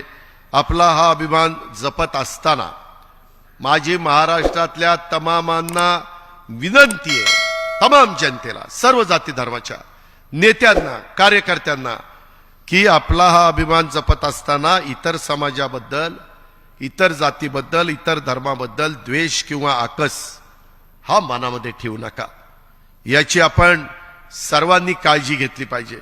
आपल्या बोलण्यातनं, वर्तणुकीतनं, अनावधाने देखील असे प्रकार घडत नाहीत ना, याची काळजी प्रत्येकाने घ्यावी. एखाद्या समाजाचा प्रश्न सोडवत असताना इतरांवर अन्याय होणार नाही याची काळजी सत्ताधारी म्हणून आपल्याला घ्यावीच लागेल. एखाद्याच्या समाजाचा मागासलेपणा काळानुरूप बदल झाला असल्यास त्याचं मागासलेलं पण पुन्हा तपासणं आवश्यक असतं. मात्र या कामासाठी वेळ लागतो, हे ध्यानात ठेवा. हे विशेषतः मराठा समाजाच्या तरुणांनी ध्यानामध्ये ठेवलं पाहिजे. एखाद्या समाजाला आरक्षण देताना त्या समाजाचा इम्पिरिकल डेटा आणि त्याचं मागासलेपण सिद्ध होणं या दोन गोष्टी अतिशय आवश्यक आहे. माग पृथ्वीराज बाबांच्या वेळेस दिलेलं आरक्षण हायकोर्टात टिकलं नाही. देवेंद्रजींच्या काळातलं दिलेलं आरक्षण हायकोर्टात टिकलं, ते सुप्रीम मध्ये टिकलं नाही. इम्पिरिकल डेटा असल्याशिवाय आणि तो शास्त्रोक्त पद्धतीनं गोळा केल्याशिवाय वैधानिक पातळीवर तो टिकत नाही. म्हणूनच जातनिहाय जनगणना झाली पाहिजे. कारण कधी काळी झाली, स्वातंत्र्य म्हणून 75 वर्ष झालीत. मी मागं पण बोललो, एकदा कळू द्या ना नक्की कोण किती संख्येने आहेत ते. आणि म्हणून जातनिहाय आम्ही सभागृहामध्ये पण दिलीपराव एकमताने ठराव केला होता, नाना पटोले अध्यक्ष असताना एकमताने. आणि त्याच्यामध्ये जातनिहाय त्याच्या संदर्भातलं जनगणना झाली पाहिजे. जोपर्यंत प्रत्येक समाजाची नेमकी आकडेवारी समोर येत नाही तोपर्यंत कुठल्या समाजाला किती आरक्षण द्यावं याचा अंदाज त्या ठिकाणी येत नाही. आणि म्हणून आत्ताचं जे काही वातावरण आहे सध्या तुमच्या माझ्या राज्यामध्ये जाती जातीत भांडणं उभी राहण्याचं जे सामाजिक चित्र आहे ते दुर्दैवी आहे. हे पाहता आज महाराष्ट्राला पुन्हा महापुरुषांच्या विचाराकडे घेऊन जाण्याची गरज आहे असं मला वाटतं. आपल्याला पुन्हा एकदा आपल्या इतिहासाकडे वळून बघण्याची गरज आहे. मित्रांनो, छत्रपती शिवरायांनी 18 पगड जातीला बरोबर घेऊन स्वराज्य निर्माण केलेला आपण छातीठोकपणे सांगतो. तो इतिहास ऐकल्यानंतर आज देखील एकदम अंगावर शहारे येतात. आणि हे सगळं होत असताना त्याच्यामध्ये आज मात्र एकमेकात 18 पगड जातीमध्ये देखील भांडणं होतात का काय? मित्रांनो, ही आपला महाराष्ट्र आपल्या छत्रपती शिवरायांचा, महात्मा फुल्यांचा, डॉक्टर बाबासाहेब आंबेडकरांचा, शाहू महाराजांचा त्यांच्या स्वप्नातला महाराष्ट्र हाच आहे का? अशा प्रकारचा प्रश्न कधीतरी वेगवेगळ्या कार्यकर्त्यांना पडतो. मला एक गोष्ट सांगायची, गुरुदेव रवींद्रनाथ टागोरांनी आपल्याच देशाचं राष्ट्रगीत म्हणताना जनगणमन लिहिताना त्यात काय लिहिलंय? पंजाब सिंध गुजरात मराठा. पंजाब आहे, सिंध पण तेव्हाच होतं, त्याच्यामध्ये गुजरात पण आहेच राज्य, पण मराठा त्यांनी महाराष्ट्र असं म्हटलेलं नाही. कारण हा देश पूर्वीपासून महाराष्ट्राला मराठा म्हणून ओळखतो. सगळे महाराष्ट्रीयन ते मराठा म्हणून त्या ठिकाणी ओळखले जात होते आणि मराठा ही महाराष्ट्राची अस्तित्वाची निगडीत अशा प्रकारची ओळख आहे. अटकेपार मराठ्यांनी झेंडे रोवले असं म्हटलं जायचं, तेव्हा त्यात सर्व जाती मराठ्यामध्ये समाविष्ट होतात असायच्या. सेनापती बापट उगच म्हणाले नाहीत की महाराष्ट्र मेला तर राष्ट्र मेले, मराठा विना राष्ट्रगाडा न चले. अवघ्या देशात पहिला आरक्षण देणारे छत्रपती शाहू महाराज आपल्याच कोल्हापूरचे, आणि त्यांचा आज आरक्षणाच्या निमित्तानं काही ठिकाणी फोटो लावताना दिसत नाही. पुण्यश्लोक अहिल्यादेवी होळकर यांनी महाराष्ट्रासाठी एक आदर्श अशा प्रकारचं काम केलं. त्यांनी केलेलं कार्य एका समाजाच्या करता नव्हतं, सर्व समाजाच्या कल्याणाच्या करता होतं. त्यांच्या बारव, त्यांच्या पाण्याच्या वेगवेगळ्या प्रकारच्या केलेल्या व्यवस्था, त्यावेळेसची बांधणी. जननायक राघोजी भांगरे यांनी फक्त आदिवासीसाठी त्या काळामध्ये उठाव केला नाही, हे डॉक्टर लामटे आपल्यालाही माहिती आहे. आणि त्याच्यामुळं शेतकऱ्यांच्या हक्कासाठी ते त्यावेळेस ब्रिटिशांच्या बलाढ्य सत्तेविरुद्ध लढले. देशात अस्पृश्यता निवारणासाठी डिप्रेस क्लास मिशन सुरू करणारे विठ्ठलरामजी शिंदे हे मराठा होते. कर्मवीर भाऊराव पाटलांनी पण बहुजनांच्या मुलांना शाळेमध्ये घालताना कधी हा कुठल्या जातीचा तो कुठल्या जातीचा अशा पद्धतीनं भेदभाव केला नाही. त्याच्यामध्ये कधी ते त्यांच्या मनाला पण शिवलं नाही. आणि आज आपण काय बघतोय, राज्यात काय चाललंय, त्याचा विचार आपण सगळ्यांनी केला पाहिजे. ही गोष्ट मला तुम्हाला आवर्जून सांगायची आहे. मित्रांनो, युगपुरुष छत्रपती शिवरायांना कुळवाडी भूषण ही उपाधी सर्वात पहिल्यांदा महात्मा ज्योतिराव फुल्यांनी दिली. काय अर्थ होता? कुणब्यांच्या म्हणजे शेतकऱ्यांच्या हिताचा विचार करणारा राजा, असा त्याचा अर्थ होता. या सर्वांचा आपण आज विचार करणार आहोत का नाही, हा प्रश्न देखील आपल्याला पडलेला आहे.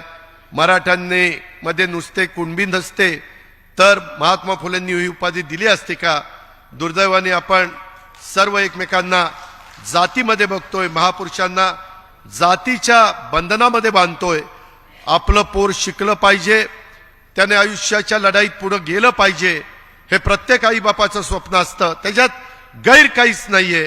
पण दुसऱ्याचं पोर शिकत आहे, पुढे जात आहे, याचा आपण द्वेष कधीपासून करायला लागलोय.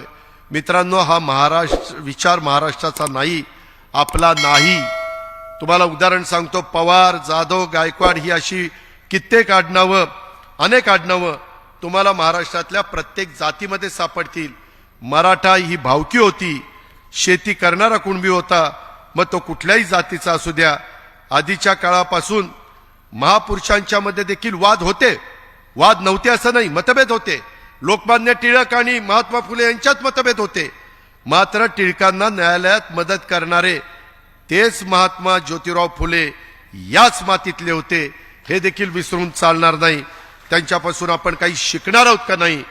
आदरणीय यशवंतराव चव्हाण साहेब दिल्लीला गेले तेव्हाचा तर इतिहास आपल्याला सगळ्यांना माहिती आहे की मारुतराव कन्नमवार आणि स्वर्गीय वसंतराव नाईक साहेबांना त्यांनी राज्याची धुरा दिली.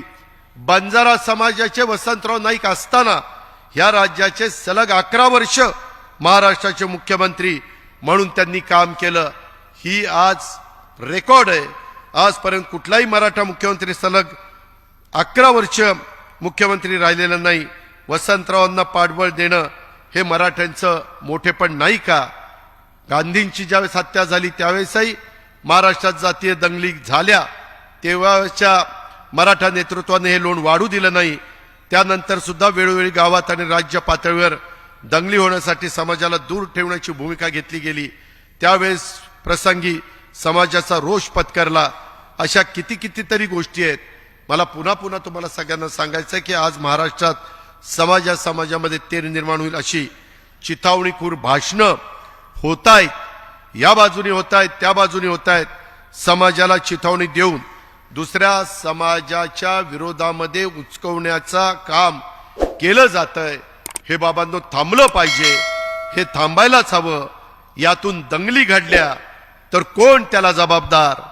हे दंगलीचं सगळ्यात मी अनेक वर्ष बघतो, जर कुठं दंगल झाली तर गरिबाचं घर जळतं, रक्त सांडतं ते गरिबाचं सांडतं, तरुण पोरांचं ह्याच्यात आयुष्य बर्बाद होतं, नावं आली तर पुढं नोकरीचा प्रश्न निर्माण होतो. आज महाराष्ट्रात कोणी राजकारणासाठी जातीमध्ये भांडण लावून दंगली घडून आणत असतील तर मी सांगतो राष्ट्रवादी काँग्रेस पक्ष आणि हा अजित पवार ते होऊन देणार नाही. भले त्यासाठी किती मोठी किंमत मोजावी लागली तरी चालेल, तरी देखील हे होऊन दिलं जाणार नाही. जे आपल्या भावी पिढीच्या दृष्टिकोनातनं, राज्याच्या दृष्टिकोनातनं चुकीचं होणार आहे ते इथं होऊन दिलं जाणार नाही. साताऱ्यामध्ये तुम्हाला आठवत असेल पुसेसावळीची दंगल झाली, तिथं मी अचानक एकटा गेलो. दंगलीत ज्यांना फटका बसला त्या कुटुंबाला भेटलो. दंगली होऊन गरिबाचं रक्त मी कदापि सांडू देणार नाही. मी आणि राष्ट्रवादी काँग्रेस पक्ष त्याच्या विरुद्ध आहोत आणि हाच आपला विचार आहे, तीच आपली भूमिका आहे. आणि म्हणून सगळ्यांना घेऊन आपण पुढे जाण्याचा काम करूया. आपल्या ताटात कमी असेल तर काढून दुसऱ्याला देणं ही आपल्या महाराष्ट्राची संस्कृती आहे. दुसऱ्याचं ताट ओढून घेणं ही आपली संस्कृती नाही. कोणाच्या ताटाखालचं मांजर होणं हे देखील महाराष्ट्राच्या रक्तात नाही. आजपर्यंत या पार्श्वभूमीवर आपण सर्वजण समाज म्हणून कधीपासून कोते झालोय याचा विचार झाला पाहिजे. आज लोक एकमेकांची लायकी काढतायत. हे काय? माणसाची लायकी जातीवर अवलंबून नसते, ती त्याच्या कर्तृत्वावर अवलंबून असते. छत्रपती शिवरायांच्या सैन्यात रामोशी समाजाचे बहरजी नाईक स्वकर्तृत्वाच्या जोरावर हेर खात्याचे प्रमुख झाले. हे आपण कसं विसरतो? डॉक्टर बाबासाहेब आंबेडकरांच्या पाठीशी शाहू महाराज उभे राहिले होते. त्यांच्यासाठी त्यांनी माणगाव परिषद घेतली गेली होती. हेही आपण कदापि विसरू शकत नाही.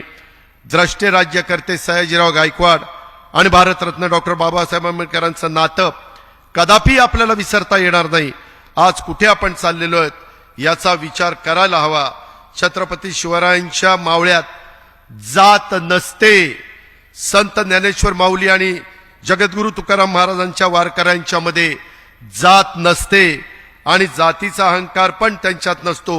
ही महाराष्ट्राची संस्कृती आहे. तुकाराम महाराज त्यांच्या एका अभंगात उगाच म्हणाले होते का, बरे झाले देव कुणबी झालो. महाराष्ट्रात एक अशी जात नाही की ज्या जातीतनं संत निर्माण झालेले नाहीत. आणि आज आपण या संतांना त्यांच्या जातीत बांधायला लागलोय. हे दुर्दैव आहे. गाडगे बाबांनी देखील प्रत्येक जातीसाठी धर्मशाळा काढलेल्या आपल्याला माहिती आहेत. फक्त स्वतःच्या जातीसाठी त्यांनी विचार केला नाही. राष्ट्रसंत तुकडोजी महाराजांनी देखील राष्ट्राचा आणि गावाचा विचार त्यांच्या ग्रामगीतातून मांडला. हेही नवीन पिढीनं विसरू नये, सगळ्या नेते मंडळींनी विसरू नये. आपल्याला गावगाडा सर्व जाती मिळून आपण चालवतो. सर्व जातींना एकमेकांच्या सोबत सामंजस्यानं राहिलं तरच गावाचा विकास होतो, उत्कर्ष होतो. त्यामुळे एकोपा ही गावाला आणि समाजाला पुढे नेण्याची पायरी आहे. हे आपल्याला कदापि विसरता येणार नाही. तू अलीकडचा मी पलीकडचा हे चालणार नाही. मराठा समाजासाठी त्यांचा न्याय हक्काचं स्वतंत्र आरक्षण असायला हवं, ही आपली ठाम भूमिका आहे. त्यासाठी आरक्षणाची मर्यादा वाढून घ्यायला हवी आणि त्यासाठीच जातीनिहाय जनगणना व्हायला हवी ही आपली मागणी आहे.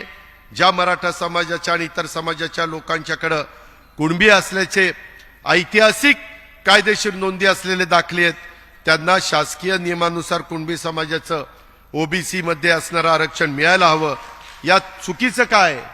कायदेशीर प्रक्रिया पार पाडून लोकांनी लोकशाही मार्गाने आरक्षण मिळण्याचा अधिकार कोणी कोणाचा हिरावून घेऊ शकत नाही. जाती जातीत दंगली करण्याची भाषा आणि कृती कृपा करून या शिवरायांच्या महाराष्ट्रामध्ये कुणी करू नये. एकमेकांना धमक्या ह्या कुणी देऊ नये. हा अजित पवार राजकारणात असेपर्यंत कोणालाही दंगली घडून गरिबांचं रक्त सांडायला देणार नाही. कोणाला तरी चिथावणी तसंच पोराबाळांचं करिअर उद्ध्वस्त होऊ देणार नाही. हीच माझी भूमिका आहे. हीच राष्ट्रवादी काँग्रेस पक्षाची भूमिका आहे. हाच आपला विचार आहे. हाच विचार आणि संदेश घेऊन आपल्याला भागाभागामध्ये जायचं आहे आणि आपल्या सगळ्यांची भूमिका त्या ठिकाणी मांडायची आहे. मित्रांनो, एकीकडं हे इतिहासाकडे बघत असताना वेगवेगळ्या गोष्टी आपण पाहतो. माझी आपल्याला विनंती आहे की आम्ही एकनाथराव शिंदे, देवेंद्र फडणवीस, आम्ही सगळेजण, माझी सगळ्या लोकप्रतिनिधींना, महाराष्ट्रातल्या तमाम जनतेला, शेवटच्या माणसाला विनंती आहे की वेगवेगळ्या समाजाला दिलेल्या आरक्षणाला कोणत्याही प्रकारचा धक्का न लावता, त्याच्यामध्ये जसं मध्ये बिहारनी पण मला वाटतं 10% आरक्षण वाढवलं, ती काहीतरी कॅप होती 50%ची, ती कॅप देखील त्यांनी वाढवली. आपण मागं इजाबिजा झालेली आहे, तेव्हा हायकोर्टात आणि सुप्रीम कोर्टात ते टिकलं नाही. आता तिजा होऊन द्यायची नाही. आता आरक्षण देताना दुसऱ्या कुठल्याही घटकावर अन्याय न होता ते आरक्षण देण्याच्या बद्दलचं सगळं जे काही कार्यवाही करायची असते, मागास आयोग असेल, बाकीच्या सगळ्या गोष्टी असतील, शिंदे समिती असेल, बऱ्याच गोष्टी चालू आहेत, त्या सगळ्या व्यवस्थित करण्याच्या बद्दल एकनाथराव शिंदे, देवेंद्रजी, आम्ही सगळेजण त्या ठिकाणी प्रयत्न करतोय. त्याच्यात कुठेही आमच्यात मतभेद नाही. कधी कधी वेगवेगळ्या प्रकारच्या बातम्या प्रसिद्ध होतात, त्या बातम्यामध्ये काही अर्थ नसतो. प्रत्येक वेळेस तुम्हाला आम्हाला सांगता येत नाही.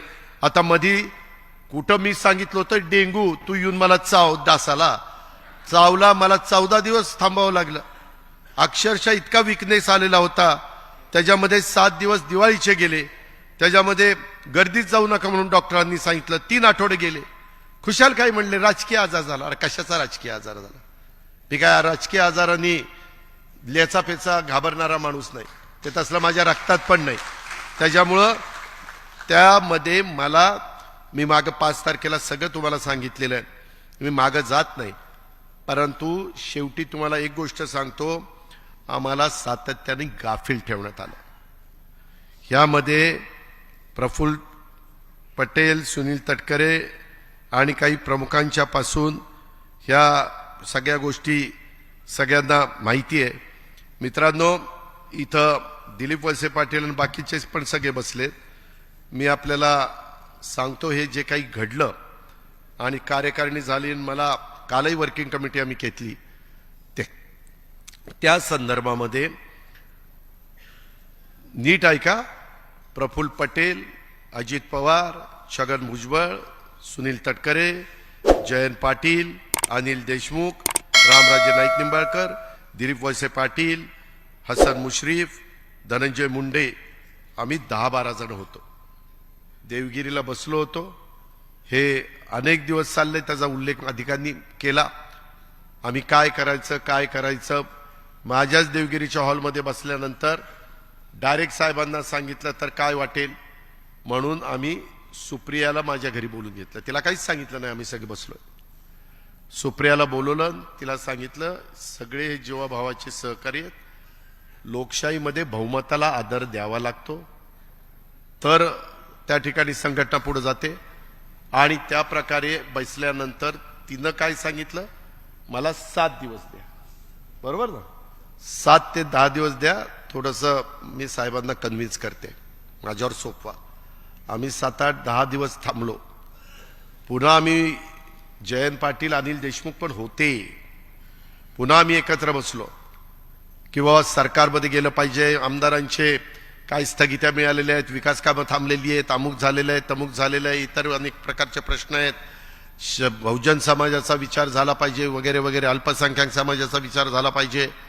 ह्या सगळ्या गोष्टी करत असताना पुन्हा आम्ही डायरेक्ट साहेबांच्याकडे गेलो. साहेबांनी ते सगळं ऐकलं. ते म्हणले ठीक आहे, बघू आपण काय ते. पुन्हा आम्ही यशवंतराव चव्हाण प्रतिष्ठानला सगळ्यांना गेलो. वेळ जात होता. आम्ही म्हणत होतो की बाबा वेळ जातोय, एकदा काय तो निर्णय त्या ठिकाणी घ्या. आणि नंतर मग आम्हाला सांगितलं की ठीक आहे. त्याच्या संदर्भामध्ये त्याच्या आधी मला वाटतं 1 मे होता, ते यांना माहिती नाही. आणि मला बोलून सांगितलं की बाबा आता सरकारमध्ये त्या ठिकाणी जावा, मी अध्यक्षपदाचा राजीनामा देतो. आणि 1 मे होता, काहीतरी पुस्तकाचं प्रकाशन होतं नवीन. एक मिनिट. परंतु 1 मेला आम्ही अनेक जण कुठं कुठं झेंडावंदन वगैरे कार्यक्रम, कामगार दिन असतो आणि झेंडावंदन असतं, महाराष्ट्र दिन म्हणून 2 तारखेला तो कार्यक्रम झाला. 2 तारखेला यांना कुणाला माहिती नाही, घरातल्या फक्त 4घांना माहिती होतं आणि ते राजीनामा देणार होते. तशा पद्धतीने राजीनामा दिला. 15 लोकांची कमिटी तिथंच जाहीर केली आणि त्यांनी बसावं आणि अध्यक्ष निवडावा. त्याच्यामध्ये राजीनामा दिल्यावर सगळेजण एकदम आश्चर्यचकित झाले आणि त्याच्यातनं तिथं वातावरण वेगळं झालं. आणि मग नंतर ते घरी गेले. घरी गेल्यानंतर वेगवेगळ्यांनी वेगवेगळी प्रतिक्रिया त्या ठिकाणी दिली. मित्रांनो, इथं आनंद परांजपे बसलाय, इथंच आहे. आणि जितेंद्र आव्हाड यांना राजीनामा दिल्यानंतर सगळीकडं मीडियात आल्यानंतर त्यांना बोलून घेतलं आणि त्यांना सांगितलं की उद्यापासून चव्हाण प्रतिष्ठानला काही लोक, महिला, युवक वगैरे पाहिजे आणि त्यांनी तिथं आंदोलन करायचं. अरे आम्हाला सांगा ना, म्हणजे राजीनामा परत घ्या.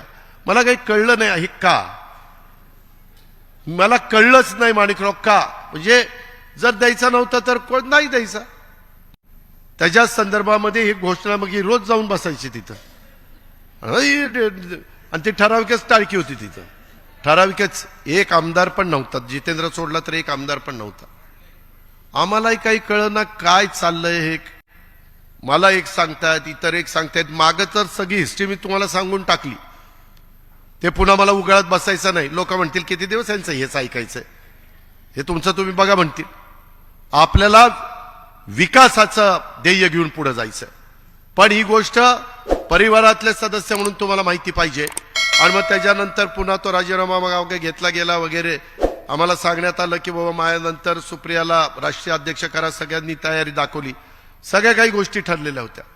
हे जे काही धरसोड आणि गाफील ठेवलं जातं ते बरोबर नाही. एकदा सांगा की हे मला पटत नाही, हे ज्यात तुम्ही 1 गाव 2 तुकडे, विषय संपला. मित्रांनो, ह्या सगळ्या गोष्टी करत असताना मला आठवतंय आम्ही 2 जुलैला शपथ घेतली.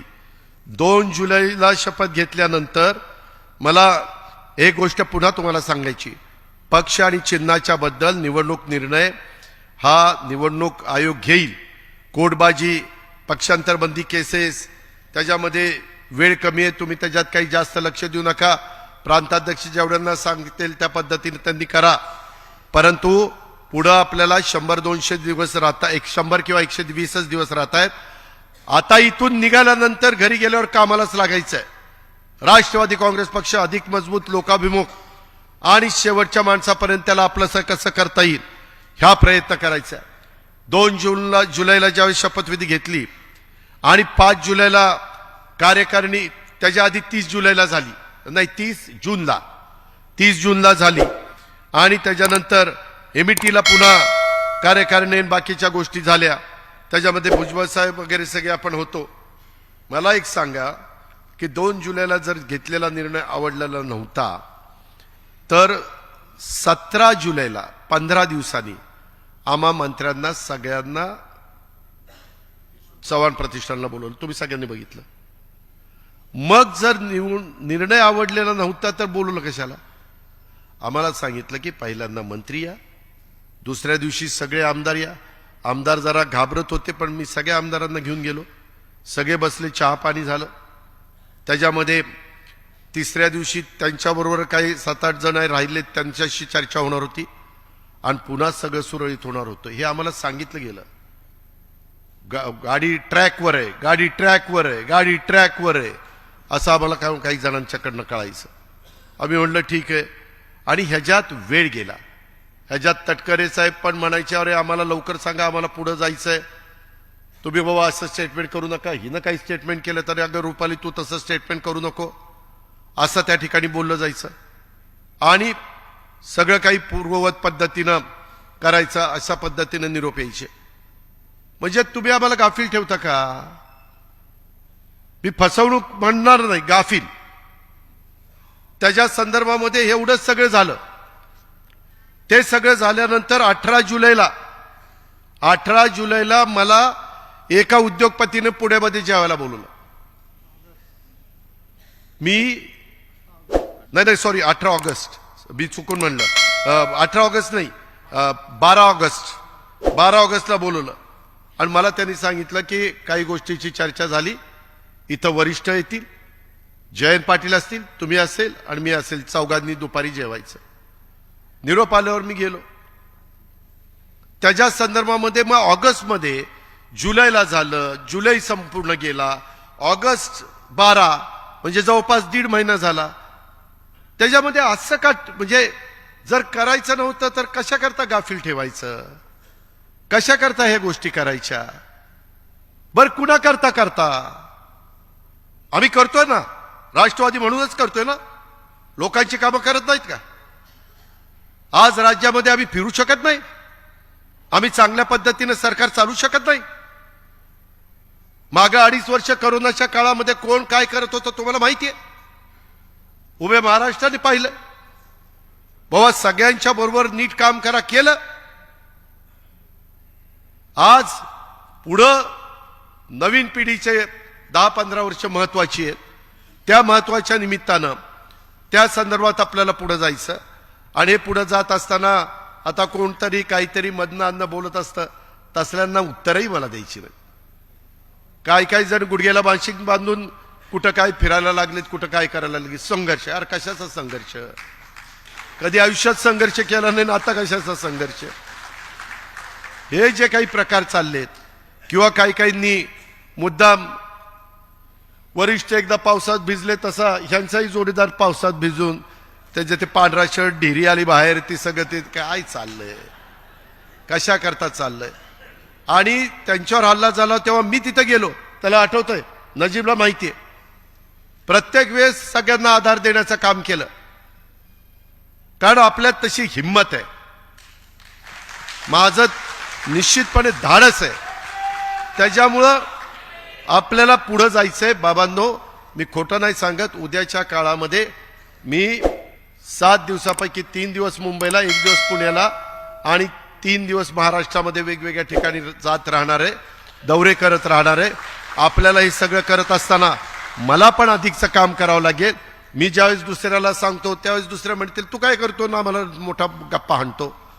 त्याच्यामुळं आपल्याला सगळ्यांना करावं लागेल, प्रांताध्यक्षालाही करावं लागेल, सगळ्या सेलच्या प्रमुखांना करावं लागेल, मंत्री महोदयांनो तुम्हालाही करावं लागेल, सर्वच पदाधिकाऱ्यांना, आमदारांना, सगळ्यांना त्यामध्ये लक्ष द्यावं लागेल. सरकारमध्ये असताना जे जे काही प्रश्न सर्वसामान्य माणसांच्या करता किंवा ज्या ज्या काही मूलभूत समस्या आहेत, अडचणी आहेत, त्या दूर करण्याच्या करता एकनाथराव किंवा देवेंद्रजी कधी पण नाही म्हणत नाही आणि त्याच्यामध्ये समन्वय साधून कधी कधी पेपरला वेगळ्या प्रकारच्या बातम्या येतात. मधी बातमी आली की 26 जागा भाजप लढवणार आहेत, मग यांना किती मिळणार, इथं किती मिळणार. तुम्ही त्याच्याबद्दलची काही काळजी करू नका. व्यवस्थितपणे योग्य पद्धतीनं जी काही आपली क्षमता आहे, जी काही आपली ताकद आहे, जे काही आपले कार्यकर्ते आहेत, त्या सगळ्यांना न्याय देण्याची भूमिका आणि त्यामध्ये अल्पसंख्याक माझा मुस्लिम समाज असेल आणि मागासवर्गीय आदिवासी वंचित घटक असेल, ह्या सगळ्यांना न्याय देणं आणि त्यांना बरोबर घेऊन जाणं, ह्याच पद्धतीचं काम हे आम्हा लोकांचं होणार आहे.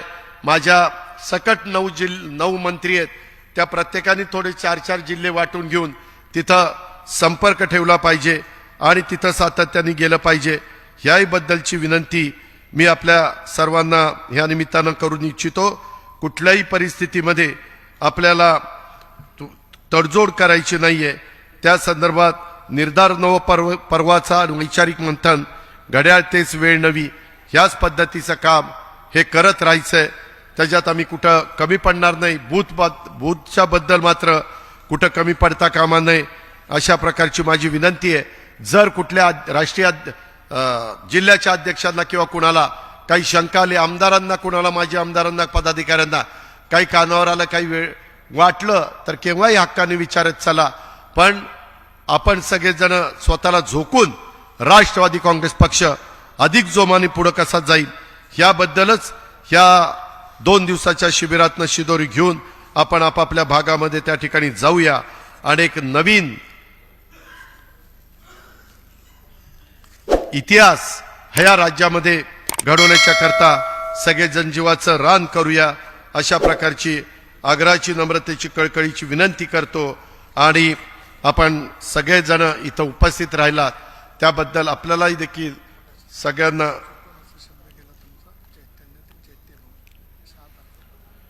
मगाशी माझ्याकडनं चैत्यभूमीच्या ऐवजी चैतन्यभूमी असं काहीतरी शब्द गेला. मी त्याबद्दल दिलगिरी व्यक्त करतो, माफी मागतो. चैत्यभूमी 6 डिसेंबरला आपण सगळेजण चैत्यभूमीला जाऊन दर्शन घेत असतो, अभिवादन करत असतो आणि तिथनं पुढे जात असतो. त्याबद्दल मी मगाशी सांगितलं, जो बोलतो तोच चुकतो. ज्यांनी तोंडच उघडलं नाही ते काय चुकणार आहे. त्याच्यामुळं जे लक्षात आणून दिलं लगेच खरं आहे, मान्य. मी असं बोललोच नाही, मी ऐकलंच नाही. मनोहर जोशी कसे म्हणले, तो बाळासाहेब काय बोलले मी ऐकतच नव्हतो, मी दुसरीकडे बघत होतो. आता शक्य आहे का? पण ते तसं मी कधी सांगणार नाही. ते लक्षात आणून दिलं त्याबद्दल प्रांताध्यक्ष मनापासून आपले आभार. असंच माझ्या बोलण्याकडे लक्ष देत चला आणि एखादा शब्द चुकला की लगेच मला कळवत चला, म्हणजे आपण दुरुस्त करू आणि पुढे जाऊ. मित्रांनो, गमतीचा भाग जाऊ द्या. पुन्हा एकदा आपण सगळ्यांनी अतिशय उत्साहाने इथं आला आणि जी काही भूमिका स्पष्ट आहे. मला आता इथून पुढं सारखं मागे हे घडलं आणि ते झालं आणि हे असं म्हणलं आणि ते तसं म्हणला, आता सगळं तुम्हाला सांगितलं. नंतर पण 2 जुलैच्या नंतर काय काय घडलं ते पण सांगितलं. 5 जुलैच्या नंतर काय काय घडलं तेही सांगितलं आणि 12 ऑगस्टला काय काय घडलं तेही सांगितलं. हा काय राहिलंय का? विक्रम काळे, तू शिक्षक आहे, तू सांग. शिक्षकांना आमच्यापेक्षा जास्त समजतं म्हणून तुला विचारतोय. मित्रांनो, पुन्हा एकदा मी ते सांगितलं ना मगाशी, नाही हा त्या एक होत आहे त्या निवडणूक आयोगाच्या समोर जे काही हेरिंग चाललेलं आहे त्याच्यामधनं बाहेर वरिष्ठ नेते मंडळी येतात आणि तिथले मीडिया येतो, मीडियाच्या समोर त्यांचे वकील लोक वेगवेगळे सांगतात आणि मग तेवढंच ब्रेकिंग न्यूज चालते. त्याच्यावर कार्यकर्ता थोडासा अचंबित होतो, थोडासा काळजीत पडतो, थोडासा विचार करायला लागतो. तर तसं काही नाही आहे. आपण आपली भूमिका अतिशय व्यवस्थित तिथं मांडतोय. आपण सगळी काळजी घेतलेली आहे. आपली राष्ट्रवादी हीच मूळ राष्ट्रवादी आहे. आपण काही वेगळं केलेलं नाही आहे. त्याच्यामध्ये इतके दिवस सगळ्यांच्या बरोबर आपण गेलो आणि आता आम्ही सगळेजण पुढं जाऊ पाहतोय. त्यानिमित्तानं आशीर्वाद देण्याचं काम केलं पाहिजे. त्यावेळेस चुकलं तर कान धरा, चुकलं तर आणखीन काही सांगा, पण दुसऱ्यांनी कुणी काही करायचंच नाही. आता ते मुख्यमंत्री पदाचं ह्याचं तर काही काढतच नाही. कालचं नवीनच ज्ञानामध्ये प्रफुल्ल पटेल साहेबांनी 2004ची भर काढली, ती तर आम्हाला माहितीच नव्हती. आणि प्रफुल्लबाई नंतर खाली आल्यावर म्हणले अजून बरंच काही आहे पण टप्प्याटप्प्याने सांगेन.